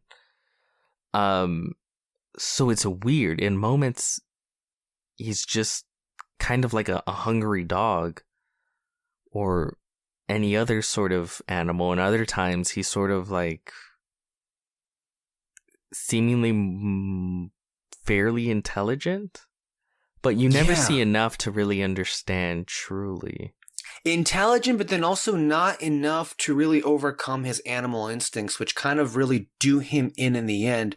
When as he's feeding on Erin uses her final actions alive to really just take some scissors and like cripple his wings by poking holes in them. Yeah. And he feels that happening, but he can't really overcome. He can't help himself from stopping to feed on Erin, which you think at that point he should have had his fill. I don't know how many people he ate that night. Yeah, quite a bit. And it also makes you wonder, it's like, how long was he down in that temple, and how did he go, if he was down there centuries, how did he survive not feeding on anything? Clearly an ancient being, right? Uh-huh. From biblical times, perhaps. I like maybe, and again, you could argue maybe it was an angel. Sure. Angels are vampires in this scenario. Maybe it was a fallen angel. That's why it looks fucking evil and it's a vampire. Maybe it was an angel for the wrong side. Maybe it was a demon. Or maybe it's just... No, it's just a fucking vampire, you know? And they exist. Yeah, it's just vampires exist. Even though no one even... It's like The Walking Dead, where they're like, we're not going to say the word zombie. I know. It will never be... And it's the same thing here, where it's like, you drink blood, you can't go out in sunlight, you have these powers. Vampire? Like it's the most obvious answer, but I guess they don't exist in this world as far as pop culture is concerned. Monsignor Pruitt never saw Salem's Lot, I guess. I don't know. But yeah, I know it's not the point, but I too was like, So what's the fucking deal with this guy? Yeah, me too. Like it's now Netflix. I'm not asking for a prequel origin story. This isn't Marvel, but it is one of those fun things to just ponder and go like, what was his deal? Yeah. I'm just trying to look over here. Was there anybody? Oh, what did you make of so as you know, we didn't talk about Dr. Gunning, Dr. Sarah Gunning, who is in fact the daughter of Monsignor Pruitt and then her mother Mildred Gunning. What I knew she looked familiar, the actress Alex Essie, and it turns out she played oh god, what was the name of Danny's mom in The Shining? Oh yeah, the actress Shelley Long's character. Not Shelley Long, right? No, yeah. Shelley Duvall. Shelley Long is somebody else. Shelley Duvall's character in Doctor Sleep. Let me see. Her name Alex Esso? Yes. Yeah. Mildred Gunning. She was the aging mother that we check in from time to time. And then who we see. And honestly, like, I don't think people question enough her kind of miraculous Benjamin Button complex. Because she aged significantly back in time. Yeah. And she, you know, I don't know if it's ever been mentioned how the miracles happened, but Monsignor Pruitt was taking the blood of the vampire and using that in the wine, mixing it with the wine, which is in the Catholic Church, the Eucharist, you know, the blood of Christ, right? Literally in this case. And that's how, like, what would happen is, you know, Mildred was basically getting better. Her dementia had gone away. She was de-aging. That's how the mayor's daughter was able to walk again. That's how Annie, Riley's mom, didn't need her glasses. How Henry Thomas' back didn't hurt. Like, all these different things were happening. They were basically like improving in health because of the blood and everything. So I found a plot hole. Don't you love those? Now it's time for our segment Plot Holes with Peter Martinez. Thank you. No one else in the town de-aged, right? Well, I think no one else de-aged that I can tell. I mean, not in appearance. Yeah, well, because the de-aging for Monsignor Pruitt and Shelley Duvall were pretty darn drastic. Because they were fucking old and they were, I mean, they were on their way out. Yeah, but I mean, no one else, like, de-aged. No. Drastically. Even just, like, I don't know, 10, 20 years. So, yeah, plot hole. Do I care? No. No, but, yeah, whatever. So I was going to ask, what did you make of those characters? I liked her. She was great. And that was one of the relationships that on second viewing, I'm like, I'm seeing all the hints. Like there's, like with the doctor specifically, her daughter, at the crock pot cookout or whatever, potluck, she talks about how since she was a kid, the priest would always just stare at her, right? And they say she has a date there, and they sort of laugh it off as a joke, like, oh god, like he knows, right? Like they're lesbian or whatever. But you find out later, like, no, that's his daughter, and the reason why he would probably always just stare at her was because that's his daughter, you know, and that's where that came from. And then the way he sort of was very happy to see her for the first time when he came back to give her mass, and she calls him John, and then she's like, oh no, she thinks you're Monsignor, the old priest, right? Yeah. And then she's like, no mom, that's not him. And it's like, yes mom, it is him. but as a audience member, you just sort of push it aside as like, oh, her dementia. whatever. But no, there was upon rewatch, there's so many little hints as to their relationship. And I thought, yeah, I really like the actress. I think she did really good. I guess a negative you would also give is that the old age makeup ain't great. I was seriously thinking, man, was there just no more money, or is this intentionally just like, oh, we're just gonna make this look as bad as possible? All those dead cats cost too much. Because in my mind, whenever I see young people in old age makeup, my initial question is just, okay, why? There clearly has to be a purpose to this. And of course, as the show goes on, you know why, because these characters are supposed to de-age. But yeah, it wasn't great. I don't know if that was on purpose. I doubt it was, but yeah. Yeah, I don't know. That, I guess that's like the main thing to criticize. It's just like objectively bad.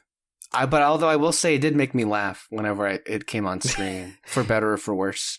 Even Henry Thomas, I feel like they gave him a little bit of aging. Do you feel that was bad though? Did it look bad to you? I noticed it. I don't know. Well, I noticed it because he doesn't look that old, but I didn't think that's in the same category as bad as Mildred. Oh, obviously not, because that's because they just tried to make him look maybe a decade or so older. Yeah. Whereas with Mildred, it's like, here's 60 years. Quick question here on Hill House did they de-age Henry Thomas? No. Because again, like in that they had sense, a different actor, remember? Yeah, no, I know that's why I'm saying that they make him look younger than he actually looks like in real life, because he was played by a different actor in later years in that show. So it's like, it's just hilarious how, in some cases they do get different actors, and in some cases it's the same actor. Where really they could have just probably kept Henry Thomas if they made him look. Not if they use that fucking makeup. Yeah. Yeah. I think he just turned 50, by the way. Really? Yeah. Okay. So, I guess he just looks good. I feel like they tried to make him look older. They did, yeah. In the show, I think there was makeup and stuff like that. But yeah. I don't know. I love the show.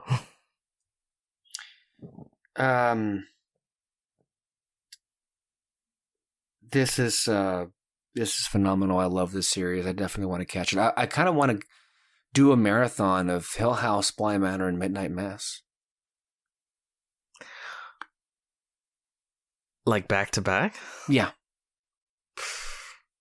That's a long back to back.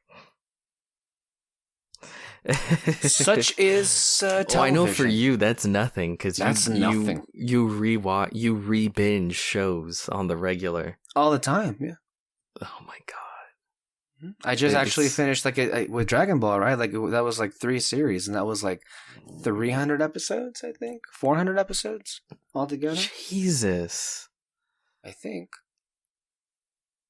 I love TV. Okay, I know. It's the superior medium. No, film is, but okay.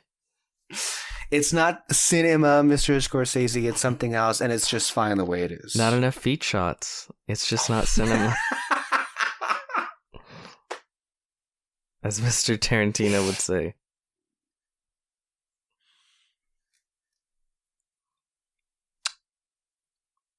Okay. I think we're about done today, right? Is there anything else to say with Midnight Mass? Go watch it, guys. I hope people respond positively to this. Me as well. So far, it's been pretty positive, I would say. I mean, it's popular. That we can say. It's popular. No matter what the naysayers might want to throw out there. The haters. Mm-hmm. All right. If we're good to go, thank you all for listening so much. Make sure to keep us in your mind next month because we've got a lot of movies to talk about, not named Venom. And then I'll put Let you there other be carnage. Oh, there will be carnage. That should have probably been the subtitle for the series Midnight Mass. Let there be carnage. Oh God. And boy, was there ever. You know what? If this was a sneak Venom sequel, I would have called it brilliant. If instead of a vampire, it was the fucking Carnage symbiote. Oh my God. Perfect. All right. You're done. Yeah. Thank you all for listening. We'll catch you back next time. Stay under the spotlight. Anywhere you listen to podcasts. Bye-bye.